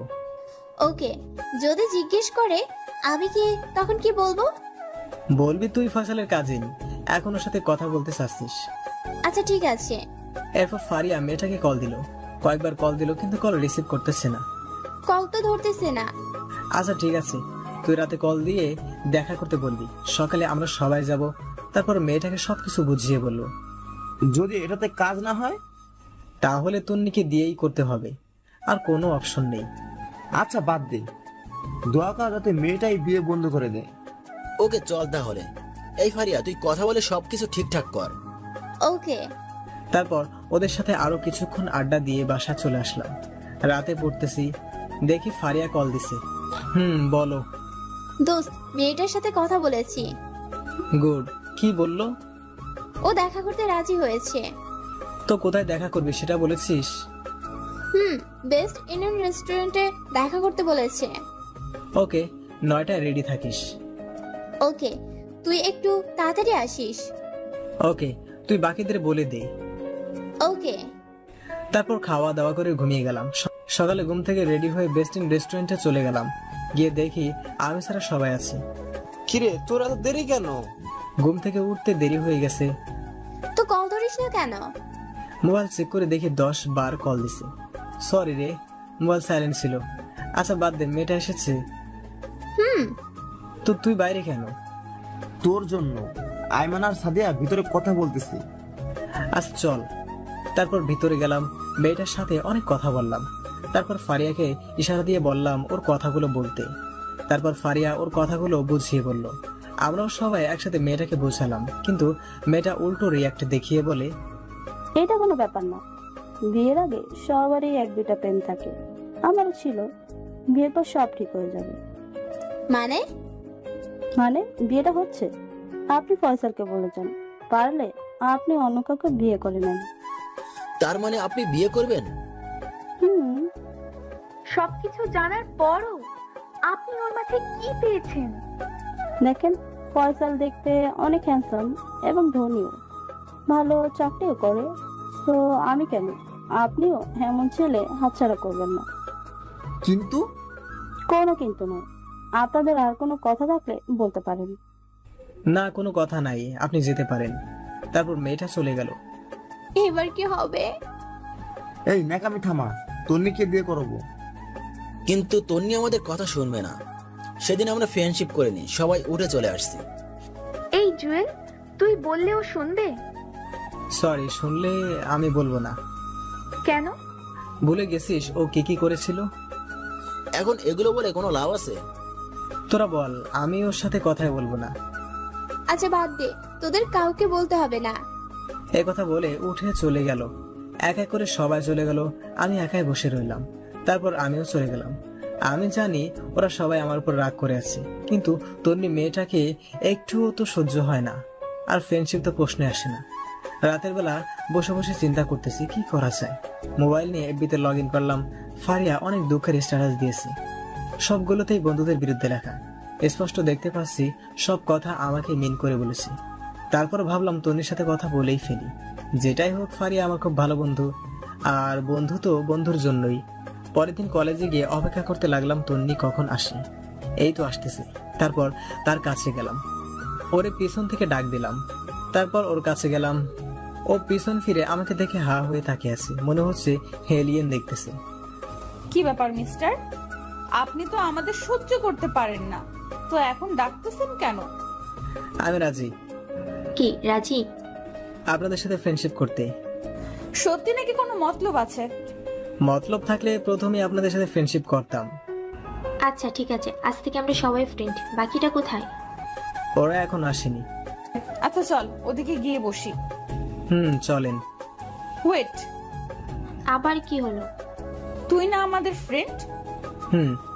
তাহলে আপনি করে বলতেছিস কেন? তো কি বলবো? তুই করে বলবি সবার মতো।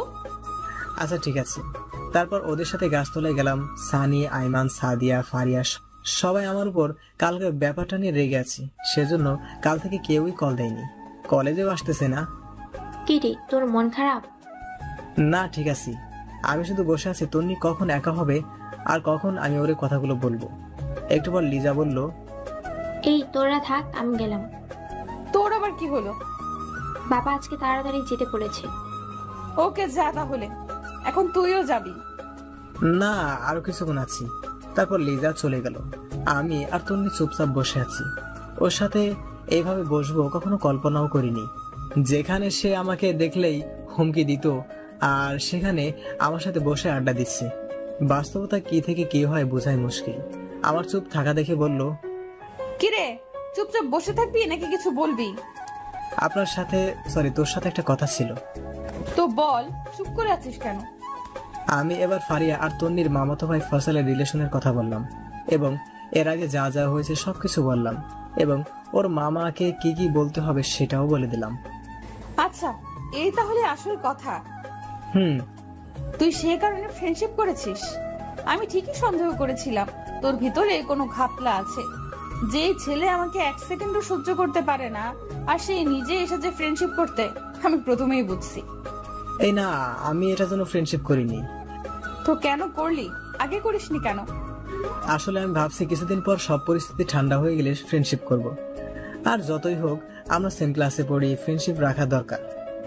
বুঝলাম। তো এখন কি করতাম? যদি তোর মামাকে বলে বিয়েটা বন্ধ করে দিতি তাহলে ভালো হতো। হাতে সময় নেই, আর কয়েকদিন পরে বিয়ে। ওকে চল। কোথায়? কোথায় আবার? মামার বাসায়। ওকে চল। তারপর ক্যাম্পাস থেকে বের হয়ে একটা রিক্সা নিয়ে ওর মামার বাসার দিকে রওনা দিলাম। কলেজ থেকে একটু দূরেই ওর মামার বাসা। মেয়েটা যে এত কথা জানে, ওর সাথে না বের হলে জানতাম না। একটু পর ওর মামার বাসায় গেলাম। সে আমাকে সোফা রুম দেখিয়ে বসতে বলল, তারপর নিজে অন্য দিকে চলে গেল। আমি বসে বসে ভাবছি কাজটা হবে কিনা। তারপর তন্নি ওর মামাকে নিয়ে আমার কাছে আসলো। আমি সালাম দিলাম, বসে কিছুক্ষণ গল্প করলাম। তারপর তন্নি ফয়সালের বিয়ের ব্যাপারে বলল, কিন্তু ফয়সালের যে রিলেশন আছে সেটা বলেনি। তন্নি নিজে থেকে অনেক ভালো খুলো মিথ্যা কথা বলে প্রায় ওর মামাকে নিস্তব্ধ করে দিল। মেয়েটার বুদ্ধি দেখে আমি রীতিমতো একটা টাসকি খেলাম। তারপর ওর মামা বলল, তোরা এত কিছু কি করে জানিস? ওকে চল। কোথায় আবার? মামার বাসায়। আরে আমার ভাইয়ের বিয়ে, আর আমি ভাবি সম্পর্কে একটু খবর নেব না, তা কি করে হয়? তাই খবর নিলাম। ও মামা প্লিজ, তুমি ভাইয়ের জীবনটা এভাবে নষ্ট করে দিও না। একটা মাত্র ছেলে তোমার, ওর যদি কিছু হয়ে যায় কি করবে এই টাকা সম্পদ দিয়ে? বোঝা যাচ্ছে মামা পুরাই ইমোশনাল হয়ে গেছে। বেচারা মনে হচ্ছে কেঁদেই দিবে। লিমা, বাবা আমার কাছে এত বড় মিথ্যা কথা বলেছে? নিজের মেয়েকে আমার ছেলের কাছে ঝুলিয়ে দেওয়ার জন্য এসব করেছে? মামা। কিন্তু মা, আমি তো সবাইকে দাওয়াত দিয়ে দিচ্ছি। আমি এক কথার মানুষ, এখন কথার খেলাপ কি করে করি? খেলাপ কেন করব? তুমি ওই দিনই ভাইয়ার বিয়ে দাও। আরে এত তাড়াতাড়ি ওর জন্য মেয়ে কোথায় পাবো? সেটা আপনি আমাদের উপর ছেড়ে দেন। পাবে নাকি তোমরা? চেষ্টা করতে তো আর সমস্যা নেই, আপনি শুধু লিমার সাথে বিয়েটা ক্যান্সেল করেন। ওকে বাবা। মামা, বিকেলবেলা রেডি থাকবে, আমরা পাত্রী দেখতে যাব। আমি আর মামা অবাক হয়ে তার দিকে তাকালাম। পাত্রী কে? সেটা না হয় বিকেলে দেখবে। ফয়সাল ভাইয়াকে বলো রেডি থাকতে। আচ্ছা ঠিক আছে। মামা আমরা তাহলে আসি, বিকেলে দেখা হবে। খেয়ে যাও। না, আমাদের কাজ আছে। আচ্ছা ঠিক আছে, সাবধানে যাবি। এরপর বাসা থেকে বেরিয়ে আসলাম। কিরে, কেমন দিলাম? পুরো 100। আপনি একটা জিনিস মাইরি, দেখতে হবে না মেয়েটা কে হয়েছে, আর ডং করতে হবে না। আরো একটা কাজ করতে হবে। কি কাজ? ফারাদের বাসায় বলতে হবে, না হলে ওরা জানবে কি করে। দাঁড়া, আমি ওর আম্মুকে কল দেই। আচ্ছা দে। কল দিলাম। হ্যালো, আসসালামু আলাইকুম আন্টি। ওয়ালাইকুম আসসালাম। কেমন আছো বাবা? এই তো আন্টি, আছি মোটামুটি। আপনি? আছি, আল্লাহ রাখছে। আন্টি ফারিয়া কোথায়? কলেজে আসেনি যে? জানি না বাবা, মেয়েটা কালকে থেকে কিছু খাচ্ছে না, দরজা বন্ধ করে ভিতরে বসে থাকে। আন্টি একটা কথা ছিল। বলো। আমি পুরো বিষয় বুঝিয়ে বললাম এবং এটাও বললাম বিকেলবেলা ওরা সবাই দেখতে আসবে। আন্টিও কেমন জানে একটু একটু খুশি আছে। ও তাহলে এই ব্যাপার। আরে দেখো, মেয়েটা আমাকে কিছুই জানায়নি। আন্টি ফারিয়া ভয়ে জানায়নি। ভয়ের কি আছে? আমি তো ওর মা, ওর ভালো মন্দ তো আমাকেই দেখতে হবে। আমার আর ওর বাবার প্রথমে প্রেম ছিল, তারপর বিয়ে। আন্টি আরেকটা কথা। বলো বাবা। আমি যে আপনাকে কথাগুলো বলেছি, ফারিয়াকে কিছু বলবেন না, আর ফয়সাল যে ওরে দেখতে আসছে সেটাও বলবেন না। কেন বাবা? ওরে একটা সারপ্রাইজ দিব। আচ্ছা ঠিক আছে। কল কেটে দিলাম। সব ঠিক আছে? তুই তাহলে যা, দুপুরে খেয়ে রেডি হয়ে নিস। দেখা কোথায় করবি? মানে ফারিয়াকে কোথায় দেখাবি? সিজলার রেস্টুরেন্টে দেখালে কেমন হয়? যেটা ভালো বুঝিস। আচ্ছা ঠিক আছে, এখন বাসায় যা। তারপর তন্নির কাছ থেকে বিদায় নিয়ে বাসায় চলে আসলাম। আজকে কেমন যেন একটা অন্যরকম আনন্দ লাগছে। খাওয়া দাওয়া করে আমি ফারিয়ার আম্মুকে কল দিয়ে সবকিছু বলে দিলাম, কোথায় আসতে হবে সেটাও বলে দিলাম, আর বললাম সানি, আইমানা, সাদিয়াকে সাথে করে নিয়ে আসতে। তারপর রেডি হয়ে তনিদের বাসার সামনে চলে গেলাম। কিছুক্ষণ পর সে আসলো, তারপর দুজনে ওর মামার বাসায় চলে গেলাম। সেখান থেকে সবকিছু ঠিকঠাক করে ওদেরকে সাথে নিয়ে সিজলারের চলে গেলাম। ফারিয়ার আম্মু, আব্বু, ওর বাবা, ওর মামা, আরো কয়েকজন লোক, তারপর সানি, আইমান আর সাদিয়া সবাই আগে থেকেই এসে বসে আছে। এরপর আমরাও গেলাম। আমাকে আর তন্নিকে একসাথে দেখে সানি, আইমান, সাদিয়া, ফারিয়া এমন ভাবে তাকালো যেন তারা আকাশ থেকে পড়ছে। আমি ওদের সাথে কোনো কথা না বলে ফয়সালের পাশে গিয়ে বসলাম। ফয়সাল আর ফারিয়া একে অন্যকে দেখে খুশিতে শেষ, বারবার আমাদের দিকে তাকাচ্ছে। তন্নি এসে আমার পাশে বসলো। আজকে একটা কালো শাড়ি পরেছি দেখে অন্যরকম একটা ভালো লাগা কাজ করতেছে। আমার এই অবস্থা দেখে সানি শুধু এপাশ ওপাশ করতেছে, মনে হয় ওর জ্বলতেছে। যাই হোক, কথাবার্তা শুরু হলো, সবাই সবার সম্পর্কে জানলো, খবর নিল। ফয়সাল আর ফারিয়াকে কথা বলার জন্য একটা রুমে পাঠিয়েছে। একটু পর দুজনে আবার রুমে আসলো। দুজনেই হেসে হ্যাঁ সূচক সম্মতি দিল। যাক, সবাই রাজি। বিয়ের তারিখটা শোনার পর ফারিয়া প্রথমে না করলেও পরে রাজি হয়ে যায়। সব ঠিকঠাক। আমি আস্তে করে উঠে বাইরের বেলকনিতে গিয়ে দাঁড়ালাম। সাদিয়ার পিছনে এসে, কি রে, এখানে কি করিস? কি রে শালা, একা একা এত দূর? একবার বললিও না। মানে? সরি দোস্ত, আমরা না বুঝে তোর সাথে এই দুদিন ব্যাড বিহেভ করেছি। একটু পর ফারিয়া আসলো। থ্যাঙ্কস দোস্ত, তুই না থাকলে কিছুই হতো না। আমি কারো বন্ধু না, শুধুমাত্র ব্যবহারের পাত্র মাত্র। প্লিজ এভাবে বলিস না। আমি ভাবছি তুই তন্নির সাথে কথা বলবি না, তাই তোর ওপর একটু রাগ হয়েছিল। আচ্ছা, তোরা তাহলে আগে থেকে প্ল্যান করে রাখছিলি? আরে না, ওর রাগ ভাঙতেছি। আচ্ছা শোন, ওনারা চলে যাক, আমরা চল কোথাও গিয়ে বসি, একটু আড্ডা দিই, ফয়সাল ভাইয়াও থাকবে। ওকে চল। তারপর সবাই মিলে একটা কফি শপে গেলাম। সাদিয়া জিজ্ঞেস করলো, এবার বল, এত কিছু কি করে করলি? তোর মাথায় বুদ্ধি আছে মাইরি? জুয়েল দোস্ত, বলেছিলাম কি, তুই তো সাদিয়া আর আইমানকে সিস্টেম করে দিলি, এখন ফারিয়াকেও করে দিলি। এবার আমার ব্যাপারটা একটু চিন্তা কর। চুপ কর শালা, তোর কপালে প্রেম নাই। তন্নি, জুয়েল, তোমাদের অনেক ধন্যবাদ, আর তোমাদেরকেও ধন্যবাদ এত সুন্দর করে সবকিছু করার জন্য। আর এখানে ধন্যবাদের কি আছে, আপনারা হলেও তো এই কাজটাই করতেন। আচ্ছা চল উঠি, অনেক দেরি হয়ে গেছে। তারপর বাসায় চলে গেলাম। সকালে ঘুম থেকে উঠে ওর দেওয়া ঠিকানায় চলে গেলাম। গিয়ে দেখি তন্নি আগে থেকেই বসে আছে। কি রে, এত দেরি হলো যে? হেঁটে আসছি তো তাই। বল, কেন ডেকেছিস? না এমনি, বস এখানে। বাসায় ভালো লাগছে না, তাই ভাবলাম তোর সাথে একটু আড্ডা দেই। ও আচ্ছা। আচ্ছা, তোর কি আসলেই কেউ নেই? আছে, আবার নেইও। বুঝলাম না। আচ্ছা, বুঝিয়ে বলছি। পুরো কাহিনী তনিকে বললাম। তো এতদিন যে সবাইকে বলেছিস তোর কেউ নেই, তুই এতিম। এমনি। তো তোর আব্বু আম্মুর কাছে আর ফিরে যাবি না? যদি কখন মানুষের মতো মানুষ হতে পারি, ভালো একটা চাকরি পাই, তাহলে আবার ওদের সামনে যাব। সরি রে। সরি কেন? আমি না জেনে তোর সাথে এত কিছু করেছি। আরে ধুর, আমি এগুলো নিয়ে ভাবি না। যা হওয়ার কথা হয়েই গেছে, এখন এগুলো বলে লাভ কি? তবু আমি একটু বেশি করে ফেলছি। ফারিয়া কল দিল। কিরে, কই তুই? এই তো বাসায়। বাসায় কি করিস? তাড়াতাড়ি মার্কেটে আয়, আমরা সবাই আছি। মার্কেটে কেন? আরে বিয়ের কেনাকাটা করতে হবে, তাড়াতাড়ি আয়। আচ্ছা ঠিক আছে। এরপর তন্নিকে নিয়ে মার্কেটে চলে গেলাম।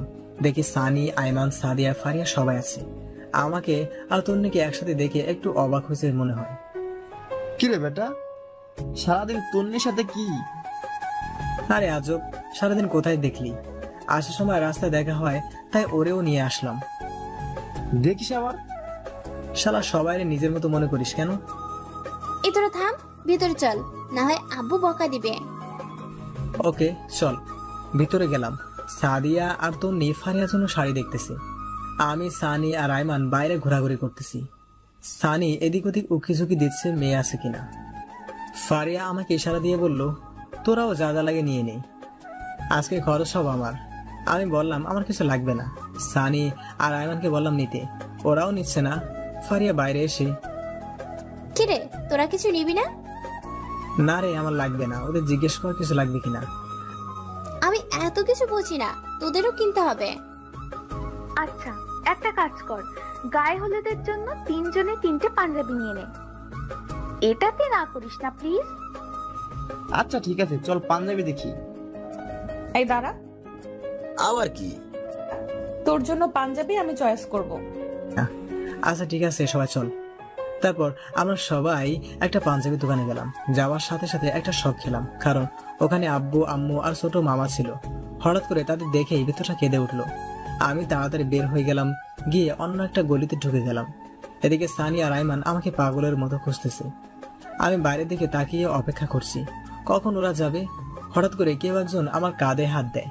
মুহূর্তে চমকে উঠে পিছনে তাকিয়ে দেখি আইমান আর সানি। কিরে তুই এখানে কি করিস? আর আমরা অন্যদিকে তোকে খুঁজতেছি। না মানে। কিরে কিছু বলস না কেন, কি হয়েছে? আম্মু, আব্বু আর ছোট মামা ওই দোকানে ছিল। মানে আমরা যেখানে পাঞ্জাবি কিনতে গেছিলাম সেখানে? তো দেখা কর। তুই পাগল নাকি? যেখানে আমাকে বাসা থেকে বের করে দিছে সেখানে আমি বুঝি ওদের সাথে দেখা করব? এতদিনে সব ভুলে গেছে। তবুও আমি প্রতিষ্ঠিত হওয়া ছাড়া ওদের সামনে যাব না। আচ্ছা সেজন্যই আমরা যখন তোর নাম ধরে ডাকাডাকি করতেছি, বারবার তোর আব্বু আম্মু আমাদের দিকে তাকাচ্ছিল। তোর আম্মু তো একটুর জন্য জিজ্ঞেস করে নাই। আচ্ছা বাদ দে, এখন চল, ওনারা চলে গেছে। আসুন, ওদেরকে কিছু বলার দরকার নেই। আচ্ছা চল।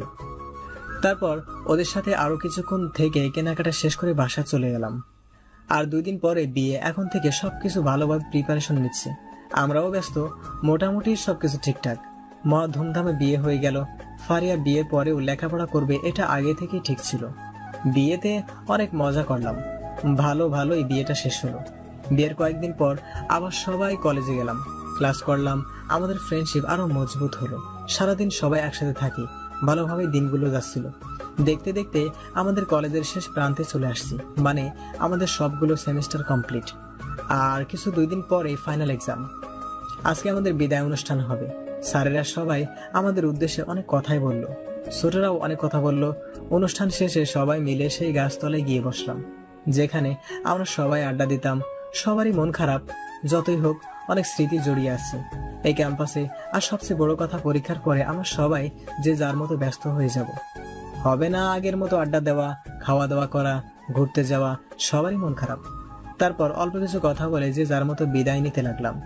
এমন সময় তন্নি বলল, সবাই দাঁড়া, তোদের সাথে কথা আছে। বল। আমরা সবাই ওদিকে তাকিয়ে আছি, চোখ মুখ লাল হয়ে আছে।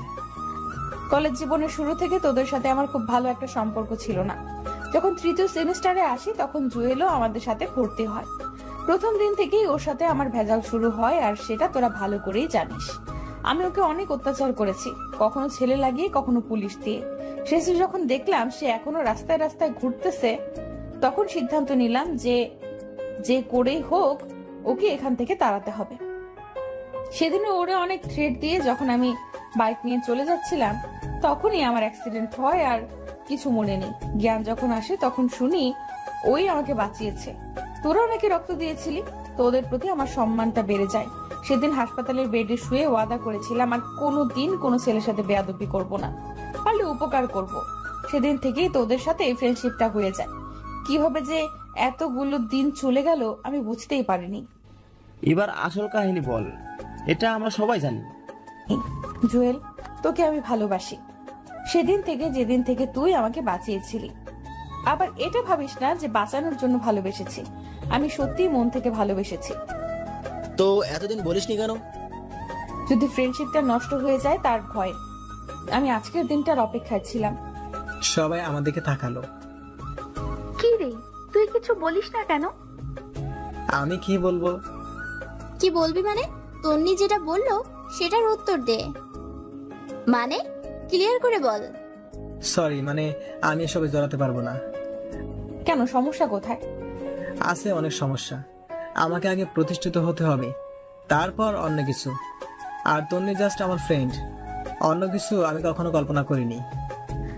তোর সমস্যা কোথায়? দেখছিস না আমি আর আয়মান একসাথে আছি। তোদের লাইফ আর আমার লাইফ এক না, সো আমাদের এগুলো হবে না। হবে, তুই চিন্তা করে দেখ। হবে না কারণ আমার গার্লফ্রেন্ড আছে। মানে তুই তো আমাদেরকে কিছু বলিসনি। বলার প্রয়োজন মনে করিনি তাই বলিনি। আমার গার্লফ্রেন্ড আগেই কলেজে পড়ে। কিন্তু কোনো কিন্তু না, যা বলার আমি বলে দিয়েছি। তোরা থাক, আমি গেলাম। তারপর আমি হাঁটা দিলাম। তন্নি বারবার আমাকে ডেকেছি, কিন্তু আমি পিছনেও তাকাইনি, সোজা হাঁটা দিলাম। আসলে আমি ইচ্ছা করে করিনি, কারণ ও আমার সাথে যা যা করেছে সেগুলো একটাও আমি ভুলিনি। এবার বুঝো কেমন লাগে। আমি ওকে শারীরিক নির্যাতন করব না, মানসিকভাবেই করব। রাতের বেলা সাথিয়া আয়মান আমাকে কয়েকবার কল দিল, বোঝানোর চেষ্টা করলো। আমি কল কেটে দিয়ে মোবাইল অফ করে রেখে দিলাম। 2 দিন পর এক্সাম। আমি এগুলো নিয়ে না ভেবে ভালোভাবে পড়াশোনা করতে লাগলাম। দেখতে দেখতে পরীক্ষার দিন চলে আসলো। আমাদের অন্য একটা কলেজে সিট পড়ে। সকালবেলা রেডি হয়ে বেরিয়ে গেলাম। ওই কলেজের ওখানে গিয়ে দেখলাম সানি, আয়মান, ফারিয়া আর সাদিয়া দাঁড়িয়ে আছে। আমি গিয়ে ওদের সাথে কথা বললাম। তন্নিকে দেখতেছি না, আসবে কি আসবে না সেটাও জিজ্ঞেস করতে পারতেছি না। একটু পর দেখলাম তন্নি আসতেছে, চোখ মুখ লাল হয়ে ফুলে আছে। দেখে মনে হচ্ছে অনেক কান্নাকাটি করেছে। কি রে, কি অবস্থা তোর? অসুস্থ নাকি? দেখে তো মনে হচ্ছে না। চল, দেরি হয়ে যাচ্ছে। তারপর সবাই পরীক্ষার কেন্দ্রে চলে গেলাম, যে যার মতো পরীক্ষা দিল। বাইরে এসে অনেকক্ষণ আড্ডা দিলাম, কিন্তু তন্নি একবারও আমার সাথে কথা বলেনি। আমি নিজে থেকেও বলিনি। দেখি সে কতক্ষণ রাগ দেখিয়ে চলতে পারে। এভাবে সবগুলো পরীক্ষা চলে গেল, তন্নি আমার সাথে কথা বলেনি। শেষ পরীক্ষার দিন পরীক্ষা দিয়ে বের হয়েছি। আজকেই কলেজ লাইফের শেষ দিন। হয়তো আর ওদের সাথে খুব ভালো একটা আড্ডা দিতে পারবো না, যে যার মতো ব্যস্ত হয়ে যাব। সানি বলল, এই চল, ওদিক থেকে ঘুরে আসি। আচ্ছা ঠিক আছে, চল। আমি, সানি, আয়মান একটু দূরে একটা রাস্তার পাশে গিয়ে বসলাম। তখন ফারিয়ারা কেউ ছিল না। সানি বলল, বন্ধুর প্রপোজ অ্যাকসেপ্ট করে নে, সমস্যা কি? তুই কি পাগল, ভুলে গেছিস সে আমার সাথে কি কি করেছিল? সেটা তো ভুলিনি, কিন্তু সে তো এখন আমাদের খুব ভালো বন্ধু, তোরও ভালো বন্ধু। বন্ধু, কিন্তু সেটাও তোদের উপকারের জন্য করেছি। মানে? এত তাড়াতাড়ি ভুলে গেলি? ফারিয়া আর ফয়সালের বিয়েটা যেন হয়, সেজন্য ওর সাথে ফ্রেন্ডশিপ করেছি। এতে আমার কোনো স্বার্থ নেই। কিন্তু এখন তো রিয়েলি বন্ধু হয়ে গেছে, সো অ্যাকসেপ্ট কর ভাই। তোর এত দরদ লাগলে তুই কর, আমার ইন্টারেস্ট নাই। আমাকে তো আর প্রপোজ করেনি, করলে তো সেদিন অ্যাকসেপ্ট করতাম। আচ্ছা ওয়েট, সেদিন তুই কি বলছিলি তোর জিএফ আছে, কিন্তু আমরা তো কিছুই জানি না। মিথ্যা বলেছিলাম যাতে তন্নির বাড়াবাড়িটা একটু কমে। এটা না করলেও পারতি। এই থাম, ওরা আসছে। তাকিয়ে দেখি সাদিয়া, ফারিয়া আর তোর নিয়ে দিকে আসছে। কি রে তোরা এখানে? আমাদের একটু বললিও না। তোদের দেখতে পাইনি, বস এখানে একটু আড্ডা দিই। তারপর ওরাও বসলো। তন্নি চুপচাপ বসে আছে। ফারিয়া তন্নিকে ধাক্কা দিতেছে কি যেন বলার জন্য। তারপর ফারিয়া নিজেই বলল, জুয়েল দোস্ত, তোর সাথে কথা আছে। বল। তুই কি ওই ব্যাপারে কিছু ভেবেছিস? কোন ব্যাপার? তন্নি যে কথাটা বললো। তোদের সেদিন আমি কি বলেছিলাম মনে নেই? আমার আজকেও সেই একই সিদ্ধান্ত। প্লিজ একটু ভেবে বল। আমার যা ভাবার তা আগেই ভেবেছি। সো অন্য কথা থাকলে বল, না হলে আমি গেলাম। ওই দাঁড়া, যা, তোকে ভালোবাসতে হবে না, শুধু একটা প্রশ্নের উত্তর দিয়ে যা। কি? সত্যি থাকতে পারবি আমার সাথে কথা না বলে? পারবো, তুইও চেষ্টা কর, তুইও তো পারবি। কিন্তু? কোনো কিন্তু না, তুই আমার থেকে অনেক ভালো ছেলে পাবি। আমি ছোট লোক, এতিম ফকিরের বাচ্চা, তুই তো বলেছিলি। এখন আবার ভালোবাসিস কেন? এই সব কিছুর জন্য সরি বললাম তো, প্লিজ মাফ করে দে। তোর উপর তো আমার কোনো রাগ বা ক্ষোভ নেই, সো মাফের প্রশ্ন আসে না। প্লিজ এমন বলিস না, আমি সত্যি। অনেক হয়েছে, এবার থাম, আমি গেলাম। তন্নি পেছন থেকে আমাকে কয়েকবার ডেকেছে, আমি তাকাইনি। বাকিরাও অনেকবার ডেকেছে, আমি না দাঁড়িয়ে চলে যাই। সেদিন আমিও অনেক কেঁদেছি। হয়তো মেয়েটাকে আমিও ভালোবেসে ফেলেছি, কিন্তু কিছু করার নাই। সে আমার সাথে যেগুলো করেছে তার ফল ওকে একটু ভোগ করতে হবে।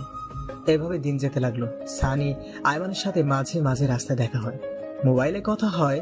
ফারিয়া আর সাদিয়ার সাথে মোবাইলে কথা হয় বা অনলাইনে টুকটাক কথা হয়। তন্নির সাথে টোটালি কোনো কথা হয় না আমার। দেখতে দেখতে রেজাল্টের দিন চলে আসলো। মোবাইলে রেজাল্ট দেখে নিলাম। আলহামদুলিল্লাহ, খুব ভালো রেজাল্ট করলাম। আমাদের সবার রেজাল্ট মোটামুটি ভালো হয়, শুধু তন্নিরটা ছাড়া। সেও পাশ করেছে, বাট অন্যদের মতো না। কারণটা হয়তো আমি রেজাল্ট দেওয়ার পরপরই বিভিন্ন জায়গায় চাকরির জন্য আবেদন করতে শুরু করি। একটা কোম্পানিতে চাকরির জন্য আবেদন করি, ইন্টারভিউ দিলাম, সবকিছু ঠিকঠাক ছিল, তাই চাকরিও পেয়ে গেছি। চাকরি পাওয়ার পর ওদের সবাইকে কলেজ ক্যাম্পাসে আসতে বললাম, ট্রিট দিব। সবাই আসলো, কিন্তু তন্নি আসলো না। কিরে, তুই তো পুরাই চেঞ্জ। কই, আগের মতোই তো আছি। না মামা, আগে থেকে একটু অন্যরকম। আচ্ছা বাদ দে, তোর জব কেমন চলছে? ভালোই।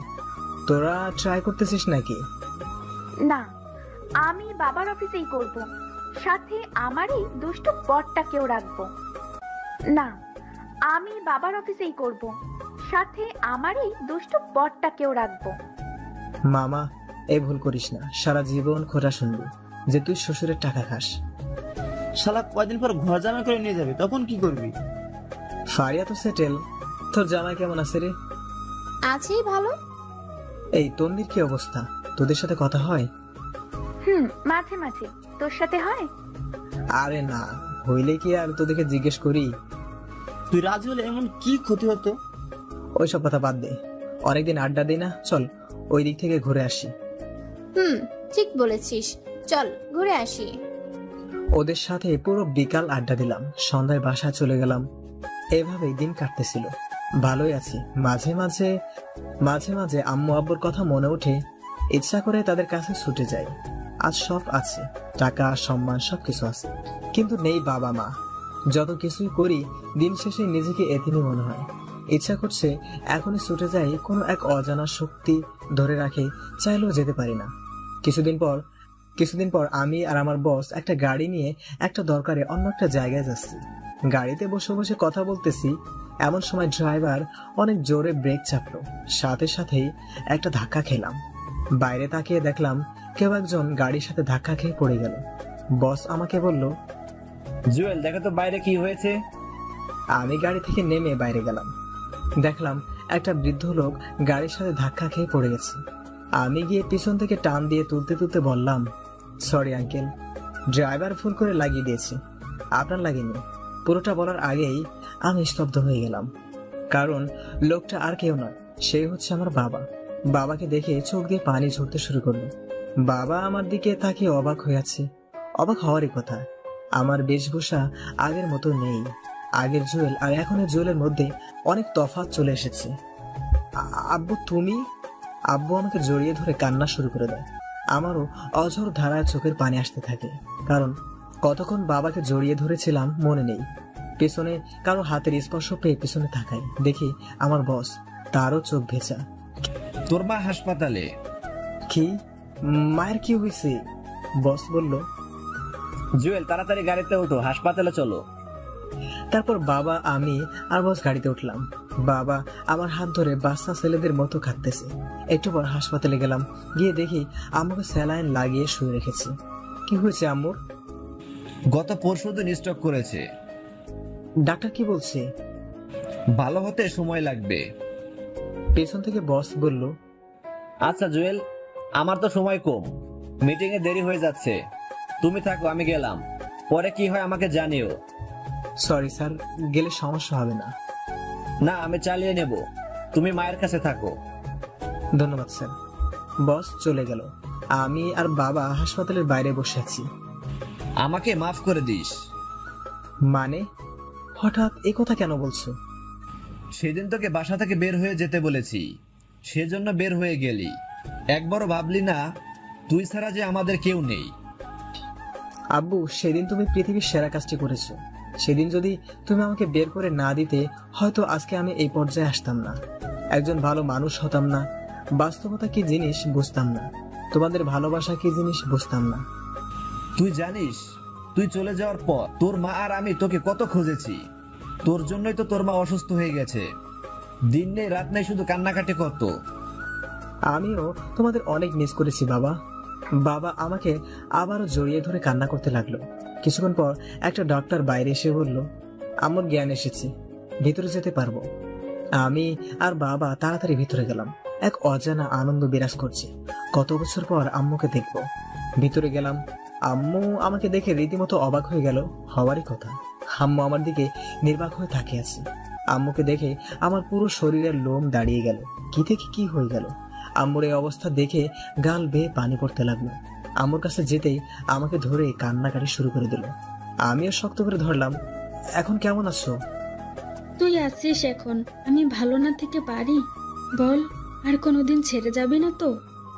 না গিয়ে কোনো উপায় আছে? আমার তো থাকার জায়গা নেই। বাবা আমার কাঁধে হাত রেখে বলে, প্লিজ বাবা, আমাকে আর লজ্জা দিস না। আরে কি বলো এসব? তুমি যেটা করেছো একদম ঠিক করেছো। তাহলে এ কথা বললি কেন? আজ থেকে বাইরে কোথাও থাকতে পারবি না, তোর ঘরে তুই থাকবি। মায়ের দিকে তাকিয়ে দেখি সে অসহায় দৃষ্টিতে আমার দিকে তাকিয়ে আছে, তাই আর না করিনি। তারপর আমি, আব্বু, আম্মু নিজেদের বাসায় চলে গেলাম। আম্মু আমার পুরনো জিনিসপত্র সবগুলো সে আগের মতোই গুছিয়ে রেখেছে। বিকেলবেলা আমি আবার বাসায় চলে আসলাম। চলতি মাসের বেতন দিয়ে দিলাম। তারপর সবগুলো মালামাল বাসায় নিয়ে গেলাম। পরের দিন যথারীতি অফিসে চলে গেলাম। বসকে সবকিছু বললাম, তিনিও খুশি হলেন। বিকেলবেলা বাসায় গেলাম, দেখে আম্মু আমার রুমে বসে আছে। আমি যাওয়ার পর ফ্রেশ হলাম। তারপর আম্মুর সাথে বসে কথা বলতে শুরু করলাম। বাসা থেকে বের হওয়ার পর থেকে এখন পর্যন্ত যা যা হয়েছে সব বললাম। তন্নির কথাও বললাম। তুই আমাকে একটা সত্যি কথা বলবি? কি কথা? তুই কি তন্নিকে ভালোবাসিস? হয়তো ওর জন্য সবসময় শূন্যতা অনুভব করি। কেন? ওর কি বিয়ে হয়েছে? মনে হয় না, হলে অন্তত পক্ষে একবার হলেও জানতে পারতাম। ওর বাসার ঠিকানা বা মোবাইল নাম্বার আছে? ওয়েট, তুমি এগুলো দিয়ে কি করবে? কিছু না। আচ্ছা শোন, তোর জন্য একটা মেয়ে দেখেছি। মানে? কথা নেই বার্তা নেই, হঠাৎ করে কিসের মেয়ে দেখছো? বাসায় সারাদিন আমি একা, আমারও তো কথা বলার মতো কাউকে দরকার নাকি? আর একটা নাতি নাতনি থাকলে তো কথাই নাই। ওরও বাসা সব সময় গরম থাকবে। লাগবে না গরমের, আমি এত তাড়াতাড়ি বিয়ে করতে পারবো না। তাহলে আমি মারা যাওয়ার পর করিস? ধুর, এগুলো বলো কেন, ভাল লাগে না। আচ্ছা তন্নির মায়ের নাম্বারটা দে তো। কেন? আরে আমার ছেলেকে সে নিজের ছেলের মতো দেখেছে, আদর করেছে, তার সাথে একটু কথা না বললেই নয়।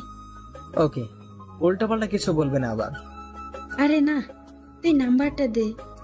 তারপরেই তন্নির মায়ের নাম্বার দিয়ে আমি বাইরে চলে গেলাম। আম্মু মনে হয় কথা বলেছে। রাতের বেলা বাসায় আসলাম। কি রে, কোথায় ছিলি? এই তো বাইরে গিয়েছিলাম। তোর অফিস কয়টা বাজে? 9টায়। কেন? সকালে আমাকে আর তোর বাবাকে একটু তন্নিদের বাসায় দিয়ে আসতে পারবি?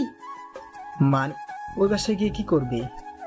তন্নির মা নাকি অনেক অসুস্থ, একটু দেখে আসবো। আচ্ছা ঠিক আছে। তারপর খাওয়া দাওয়া করে ঘুমিয়ে গেলাম। সকালে ঘুম থেকে উঠে আব্বু আম্মুকে নিয়ে তন্নিদের বাসার সামনে গেলাম। আমি ওনাদের ভিতরে পাঠিয়ে দিয়ে আবার অফিসে চলে গেলাম। সারাদিন কাজ করে সানি আর আয়মানের সাথে বিকেলবেলা আড্ডা দিয়ে বাসায় আসলাম। এসে ফ্রেশ হয়ে রুমে বসে একটা বই পড়তেছি। আম্মু রুমে আসলো। কি রে, কি করিস? কিছু না, বই পড়ছি। কিছু বলবে? তোর বিয়ে। কি? আমার বিয়ে মানে? তোর বিয়ে ঠিক করছি। মানে কি? আমাকে জিজ্ঞেস করলে না? মেয়েটাকে কোথায় থাকে, কি করে, সেটাও বললা না, সোজা বিয়ে ঠিক করে ফেললা। তোকে জিজ্ঞেস করার কি আছে? আমার ছেলের বউ কে হবে সেটা আমি ঠিক করব।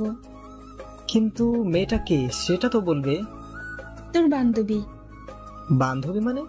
কার কথা বলতেছো? তন্নি, ওর সাথেই তোর বিয়ে ঠিক করেছি। কি? তন্নির সাথে মানে? কেন, ওরে তোর ভালো লাগে না? আচ্ছা ঠিক আছে, না করে দিচ্ছি। আরে ধুর, তোমারে আমি একবারও বলছি না করতে। তো কি করতাম?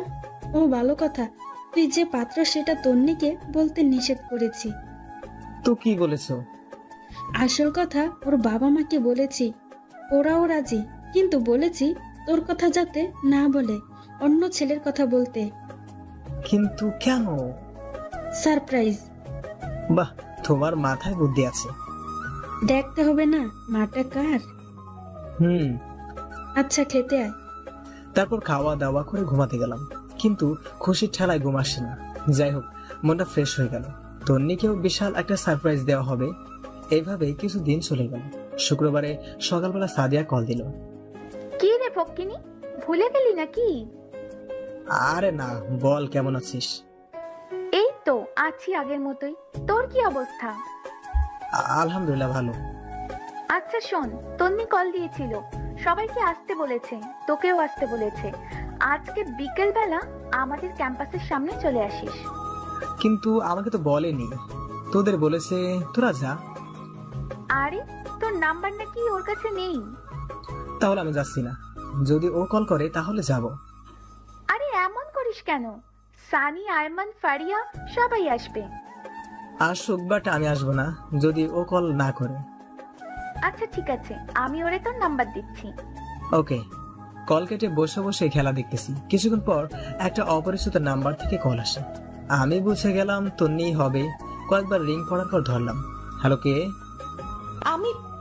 আরে আজব তো, আমিটা কি? আমি তন্নি। কোন তন্নি? নাচের ভান ধরলাম। কোন তন্নি মানে? কলেজে। ও বল, কি হয়েছে? কল কেন দিছস?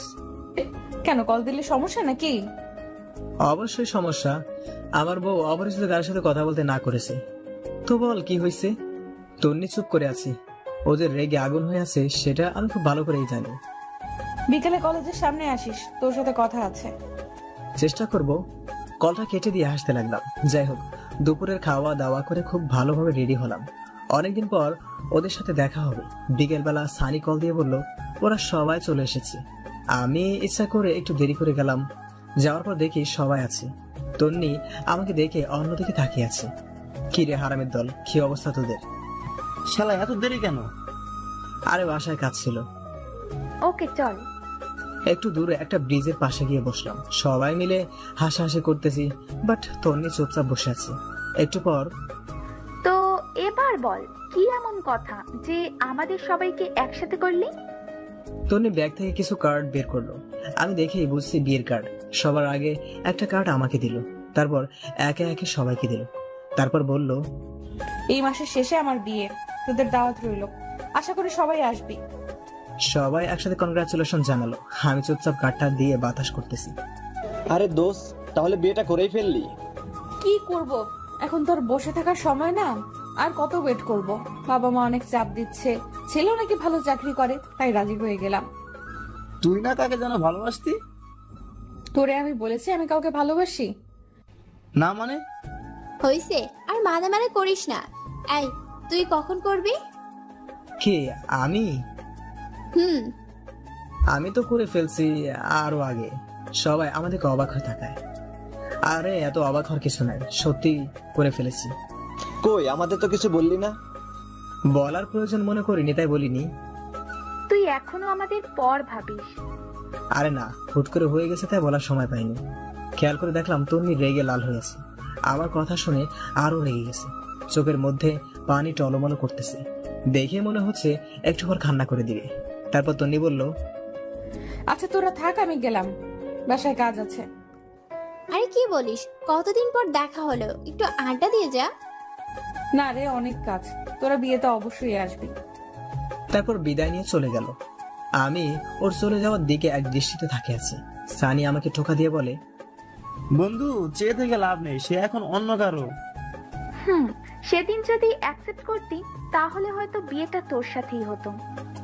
শালা বেশি বোঝে, এবার বুঝো কেমন লাগে। ওদের কথা শুনে আমি হাসি থামিয়ে রাখতে পারলাম না, অনেক জোরে হাসলাম। না, তোদের কথা শুনে। কিরে, তুই হাসিস কেন? পাগল হয়ে গেলি নাকি? তুই পুরাই গেছস। শোন, আমি যে কথাগুলো এখন তোদের বলবো সেগুলো শুনলে তোরাও হাসবি এন্ড অবাক হবি। ও রিয়েলি? তো বল, কি এমন কথা যেগুলো শুনলে আমরাও অবাক হয়ে যাব? তারপর আমি পুরো ঘটনা ওদের সাথে শেয়ার করলাম। বাবা মায়ের সাথে দেখা হওয়া থেকে আজ পর্যন্ত সবকিছু বললাম। তার মানে বিয়েটা তোর সাথেই হচ্ছে? কার্ডটা খুলে দেখ, কার নাম লেখা। তোরে তো ডাবল কংগ্রাচুলেশন। তো তুই ওরে কিছু বলিস না কেন? সারপ্রাইজ, তোরা কিছু বলিস না। তুই এক জিনিস মাইরি। চল, এখন ট্রিট দিবি। আচ্ছা ঠিক আছে, চল। এই ওয়েট, তোর আবার কি হলো? তন্নি মনে হয় রাগের মাথায় বিয়েটা করতেছে। কেমনে বুঝলি? ও তো নিজেই বললো নিজে থেকে বিয়ে করছে। আরে পাগলের দল, কার সাথে বিয়ে হচ্ছে সেটাই তো জানেন না, নামটাও দেখেনি। ঠিক বলেছিস, কেমন যেন শুকিয়ে গেছে। ওই হারামিরা, ওরে নিয়ে এত কথা বলিস কেন? জানিস না ও আমার হবু বউ? ওরে আমার ভালোবাসারে, বেশি কথা বললে এখন তন্দিরে সব বলে দেব। আচ্ছা সরি, এখন কিছু বলিস না, সময় মতো সব বলিস। আচ্ছা, ও তো এখন তোর বউ হবে, তবুও কেন কষ্ট দিতেছিস? কলেজের দিনগুলোর কথা ভুলে গেলি? এখন এগুলো মাথায় নিয়ে ঘুরিস? না ঘুরে কোনো উপায় আছে? যখন একা থাকি ওর অত্যাচারের কথা মনে পড়ে। আচ্ছা এগুলো বাদ দে, বিয়ের পর সারাদিন তো আদরের উপর রাখবা, তখন তো অত্যাচার করবা না। এই যে আয়মান যেমন সাদিয়ারে আদর করতেছে, সাদিয়াও করতেছে, কি একটা লাক্সারিয়াস লাইফ। উফ। সবাই একসাথে সানিকে থাপড়ানো শুরু করলাম। হারামি, তুই কোনোদিন মানুষ হবি না। ও আচ্ছা, তুইও তো ফয়সালকে আদর করতেছিস। শালার কি পুরা কপাল নিয়ে দুনিয়াতে আইছি কে জানে। তোর কপালে বউ নাই। এভাবে অনেক মজা করলাম, আনন্দ করে রাতের বেলায় বাসায় চলে গেলাম। খুব ভালো একটা দিন কাটলো। দেখতে দেখতে বিয়ের তারিখ চলে আসলো। ফারিয়া আর সাদিয়া তন্নির সাথে শপিং করতে গেল। সানি আর আইমান আমার সাথে আছে। আমরা দূরে দূরে রয়েছি যাতে ভুলেও তন্নি কিছু জানতে না পারে। শপিং শেষে বের হচ্ছি, এমন সময় গেটে তাকাতে একটা টাসকি খেলাম। দেখলাম তন্নিও বের হচ্ছে। আমি সানি আর আইমান ইশারা দিয়ে লুকিয়ে যেতে বললাম। তারপর ওরা চলে যাওয়ার পর আমরা বের হলাম। বাসায় গেলাম, সবকিছু নতুন করে সাজাচ্ছে। আস্তে আস্তে বিয়ের পুরো প্রিপারেশন নেওয়া হচ্ছে। আব্বু আর আম্মু সবাইকে দাওয়াত দিয়ে আসলো। আমিও মোটামুটি ব্যস্ত, এটা ওটা করছি। দেখতে দেখতে বিয়ের দিন খুব কাছে চলে আসলো। গায়ে হলুদের আগের দিন সানি, আইমান, সাদিয়া, ফারিয়াকে আমি কল দিয়ে দিঘির বাড়ি আসতে বললাম। বিকেল বেলা ওরা আসলো। কিরে, কি অবস্থা? এই তো মোটামুটি, তোরা কেমন আছিস? আমরাও ভালো। আচ্ছা বল, কেন ডেকেছিস? আসলে কিভাবে কি করতে হবে তোরা যদি বলে দিতি তাহলে ভালো হতো। আমি তো এর আগে কখনো বিয়ে করিনি, তাই কোনো অভিজ্ঞতা নেই। তুই যেভাবে বলছিস মনে হয় আমাদের অনেক অভিজ্ঞতা আছে। আরে ধুর, সেটা না, এমনি বললাম। আচ্ছা শোন, একে একে সবাই অনেক পরামর্শ দিল। আসলে আপনি যতই চালাক হন না কেন, নিজের কোনো বিশেষ কাজে আপনি বোকা হয়ে যাবেন, কিছুই আপনার মাথায় আসবে না। যাই হোক, ওদের সাথে আরো অনেক কথা বললাম। ফারিয়া বলল, আচ্ছা একটা জিনিস তো আমার মাথায় আসছে না। কি? কালকে তো তোদের দুজনেরই গায়ে হলুদ, তো আমরা দুইজন দুই জায়গায় কিভাবে থাকবো? সিম্পল, ছেলেদের বাসায় হলুদ অনেক রাত করে হয়। তোরা তন্নির গায়ে হলুদ দিয়ে আমার সাথে আমার বাসায় চলে আসবি। আমার সাথে মানে তুইও যাবি নাকি?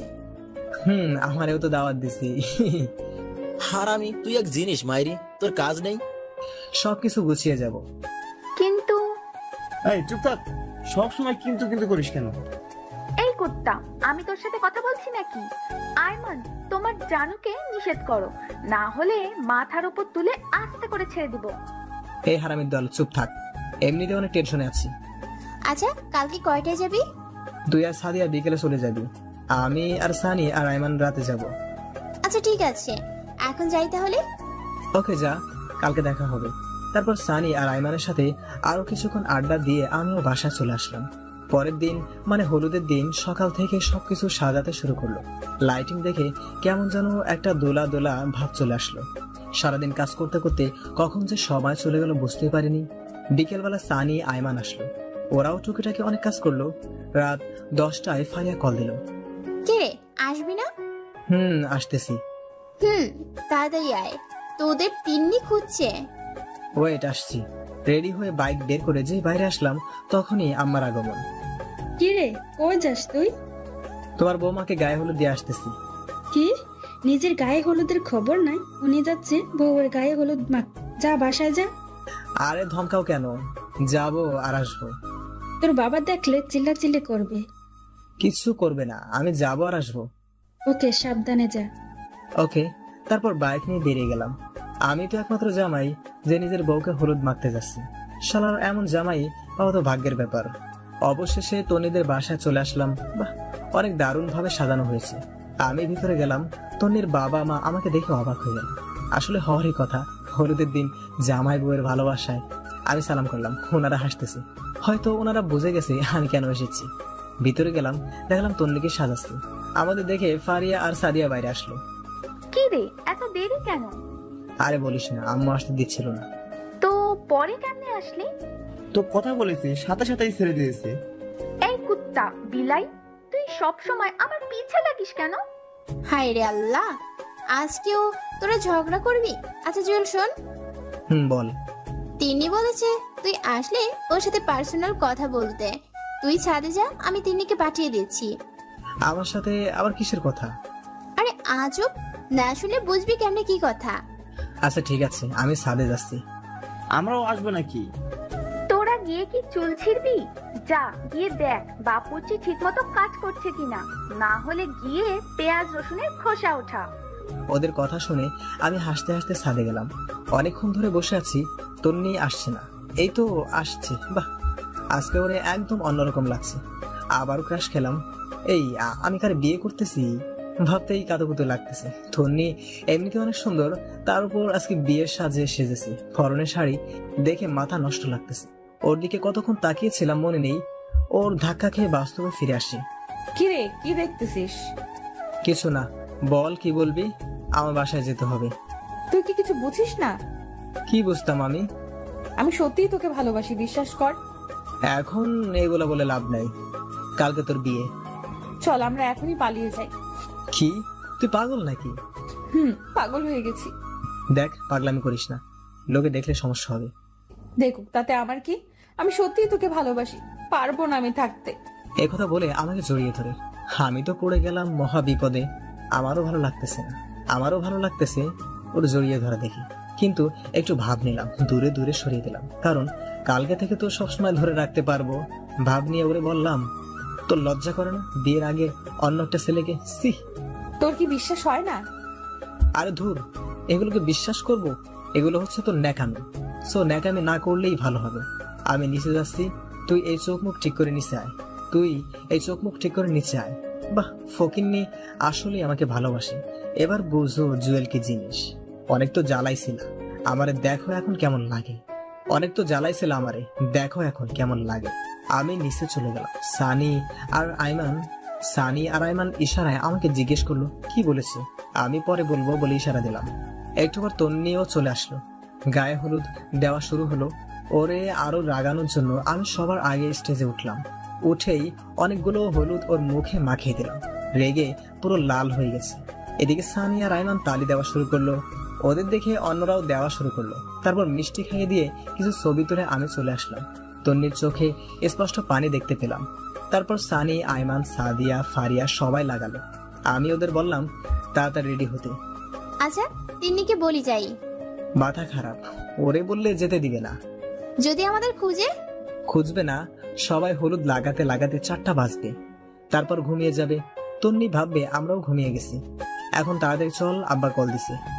বাইরে সিএনজি আছে, আমি তুই আর ফারিয়া সিএনজিতে যাব, সানি আর জুয়েল বাইকে যাবে। ওকে চল। তারপর আমাদের বাসা চলে আসলাম। বাবা অনেকগুলো ঝাড়ি দিল, সেগুলো হজম করে আমি গিয়ে রেডি হয়ে স্টেজে গিয়ে উঠলাম। তারপর শুরু হলো আমার উপর 3য় বিশ্বযুদ্ধ। একে একে সবাই গায়ে হলুদ দিল, ফটোশট, এটা সেটা করতে করতে 5টা বেজে গেল। তাড়াতাড়ি গিয়ে ঘুমিয়ে গেলাম। 11টায় ঘুম থেকে উঠলাম। উঠে গোসল করে প্যান্ট শার্ট পরে রেডি হয়ে গেলাম। আম্মা এসে বলল, কি রে পাঞ্জাবি শেরওয়ানি না গায়ে দিয়ে এটা কি দিলি? আরে ওগুলো গাড়িতে থাকবে, ওগুলো গায়ে দিয়ে তন্নিদের বাসায় গেলে সব বুঝে যাবে। তোমরা সবাই চলে আসবে, শেরওয়ানি গাড়িতে থাকবে। আমরা গেলাম। এটা কেমন কথা? আর কোনো কথা না বলে আমি, সানি, আইমান, সাদিয়া, ফারিয়া বেরিয়ে গেলাম। একটু পর তন্নিদের বাসায় গেলাম। দেখলাম তন্নির রুমে অনেক ভিড়, মনে হয় ওরে সাজাচ্ছে। আমি, সানি, আইমান বাইরে ঘুরতেছি। সাদিয়া আর ফারিয়া ভিতরে গেল। লোকজন এসে খাওয়া দাওয়া শুরু করে দিল। এই আমার খিদে লাগছে, এই জুয়েল আয় খেয়ে নি। পাগল নাকি? আমাকে পরে খাওয়ানো হবে। আরে বেটা, পরে লজ্জা খেতে পারবি না, এখন অল্প করে খেয়ে নে। তারপর আইমান আর সানির দুজনে টানাটানিতে খেতে বসলাম। তখন প্রায় 1টা বাজে। আমরা খাইতেছি, এমন সময় দেখলাম ফারিয়া দৌড় দিয়ে আমার কাছে আসলো। এসে আমার কানে যা বললো তা শুনে আমার পায়ের নিচ থেকে মাটি সরে যেতে লাগলো। ফারিয়া বলল, তন্নি নাকি সুইসাইড করেছে, অনেকগুলো মেডিসিন একসাথে খেয়ে ফেলছে। ভাতের প্লেট রেখে দৌড় দিলাম। ওর রুমে গিয়ে দেখে অনেক মানুষ, ভিড় ঠেলে ভিতরে গেলাম। তারপর তাড়াতাড়ি ওরে কোলে নিয়ে হসপিটালে নিয়ে গিয়ে ইমার্জেন্সিতে পাঠিয়ে দিলাম। চোখ দিয়ে পানি ঝরতে লাগলো। ওরে সারপ্রাইজ দিতে গিয়ে নিজেই যে এত বড় সারপ্রাইজড হয়ে যাব তা কখনো কল্পনাই করিনি। সানি, আইমান, সাদিয়া, ফারিয়া সবাই আছে। তন্নির আম্মু অজ্ঞান হয়ে গেছে। একটু পর ভিতর থেকে একটা ডাক্তার আসলো। আমি তাড়াতাড়ি ওনার কাছে গেলাম। আপনার কে হয়? জি, আমার ওয়াইফ। এখন কেমন আছে? এখন চিন্তামুক্ত, ঠিক সময় নিয়ে এসেছেন। স্যালাইন লাগিয়ে দিয়েছি, আপনারা চাইলে ভিতরে যেতে পারেন। ধন্যবাদ ডাক্তার সাহেব। ভিতরে গেলাম। তন্নি ঘুমিয়ে আছে। দেখে মনে হচ্ছে একটা নিষ্পাপ ফুটন্ত ফুল ঘুমিয়ে আছে। আমি ওর পাশে বসে মাথায় হাত বোলাইতে লাগলাম। সানি, আইমান, সাদিয়া, ফারিয়া সবাই ছিল। অনেকক্ষণ পর তন্নির জ্ঞান আসলো। ওর চোখ খোলা দেখে আনন্দের চোখে পানি চলে আসলো। এমন করলি কেন? তুই জানিস তোর কিছু হয়ে গেলে আমি নিজেও ঠিক থাকতাম না। বাঁচাইছিলি কেন আমারে? আমি তো তোর কেউ না। আমার জামাইরে বল আসতে। আরে হারামি, এই তোর জামাই। মানে ওর সাথে তোর বিয়ে ঠিক হয়েছিল? কি বলিস এসব? সত্যি বলেছি। তুই একবার বিয়ের কার্ডটা দেখেছিস? সেখানে তোর আর কার নাম লেখা? তোর কথার আগা মাথা আমি কিছুই বুঝতেছি না। পুরো ঘটনাটা আমি বললাম। তো আমাকে কিছু বলিসনি কেন? সারপ্রাইজ দিতে চেয়েছিলাম। চা, আর আমি থাক তুই তোর সারপ্রাইজ নিয়ে। এখানে আসলি কেন? তোদের সাথে কথা নাই। আরে পাগলে, রাগ করিস কেন? জুয়েলিয়া, তুই অনেক বড় মাপের হারামি রে। সেটা জেনেও তো প্রেমে পড়ে গেছিস। সত্যি তোকে ছাড়া থাকতে পারবো না রে। আমি কিছু বলিনি। ওইগুলো বাসর করে গিয়ে করিস, আমার গা জ্বলে। এই মেহমানরা কিছু জানে? ওদের বলেছি তুই হঠাৎ সেন্সলেস হয়ে গেছিস। চল বাসায় চলে যাই। তুই আরো সুস্থ হ তারপর। আরে ধুর, আমি ভালো আছি, চল তো। তন্নির বাবা মা এবং আমার বাবা মা গাড়ি নিয়ে আসতেছিল। এমন সময় তন্নির বাইরে বেরিয়ে আসা দেখে ওনারাও এসে জড়িয়ে ধরলো। তারপর তন্নিদের বাসায় চলে গেলাম। বিয়ের সবগুলো কাজ শেষ হলো। কবুল টবুল বলা শেষে ওরে গাড়িতে করে বাসায় নিয়ে গেলাম। গাড়িতে ও আমার একটা হাত ধরে বসে আছিল। এখন রাত 12টা। আমি, সানি আর আইমান বাসার সাথে বসে বসে আড্ডা দিচ্ছি। এমন সময় আম্মু আসলো। কি রে, তুই এখনো এখানে? মেয়েটা কখন থেকে বসে আছে, তার উপর সে অনেক অসুস্থ। যাচ্ছি, তুমি যাও। আম্মু চলে গেল। আচ্ছা তোরা ঘুমিয়ে যা, অনেক রাত হয়েছে। আজকে কিছু করিস না, ও অসুস্থ। হারামজাদা, দোস্ত তুই যা, আল্লাহ হাফেজ। দেখে শুনে সবকিছু করিস। শালারা দুজনেই সুন্দর করে বাঁশ দিয়ে দিল। শালারা দুইজনে সুন্দর করে বাঁশ দিয়ে দিল। আমি এখন আমার রুমের সামনে দাঁড়িয়ে আছি, নিজের রুমে যেতে নিজেরই লজ্জা লাগছে। ধুর, এত লজ্জা দিয়ে কাজ হবে না, ভিতরে যাই। ভিতরে গিয়ে দরজাটা লাগিয়ে দিলাম। তাকিয়ে দেখি তন্নি একটা লম্বা ঘোমটা দিয়ে বসে আছে। আমি সামনে গেলাম। আমার ধারণা অন্যদের মতো তন্নিও সালাম করতে আসবে আর আমিও ওকে ধরে ফেলবো, কিন্তু সেটা আর হলো না। তন্নি একটা টান দিয়ে ওর ঘোমটা খুলে খাট থেকে নেমে শাড়িটাকে কোমরের মধ্যে গুছিয়ে বলতে লাগলো, আয় হারামি কুত্তা বিলাই, এতক্ষণ কই ছিলি? জানিস না আমি ভয় পাই। এই সরি রে, ওদের সাথে আড্ডা দিতে দিতে কখন যে সময় চলে গেল টেরও পাইনি। বাহ, ঘরে বউ রেখে উনি বাইরে আড্ডা দিচ্ছে। দাঁড়া, তোকে দেখাচ্ছি মজা। প্লিজ রাগ করিস না, এবারে মতো মাফ করে দে। দিতে পারি একটা শর্তে। কি? আমাকে একটা গান শোনা। ধুর, আমি পারি না। কি বললি? এই না, শোনাচ্ছি, তোকেও শোনাতে হবে।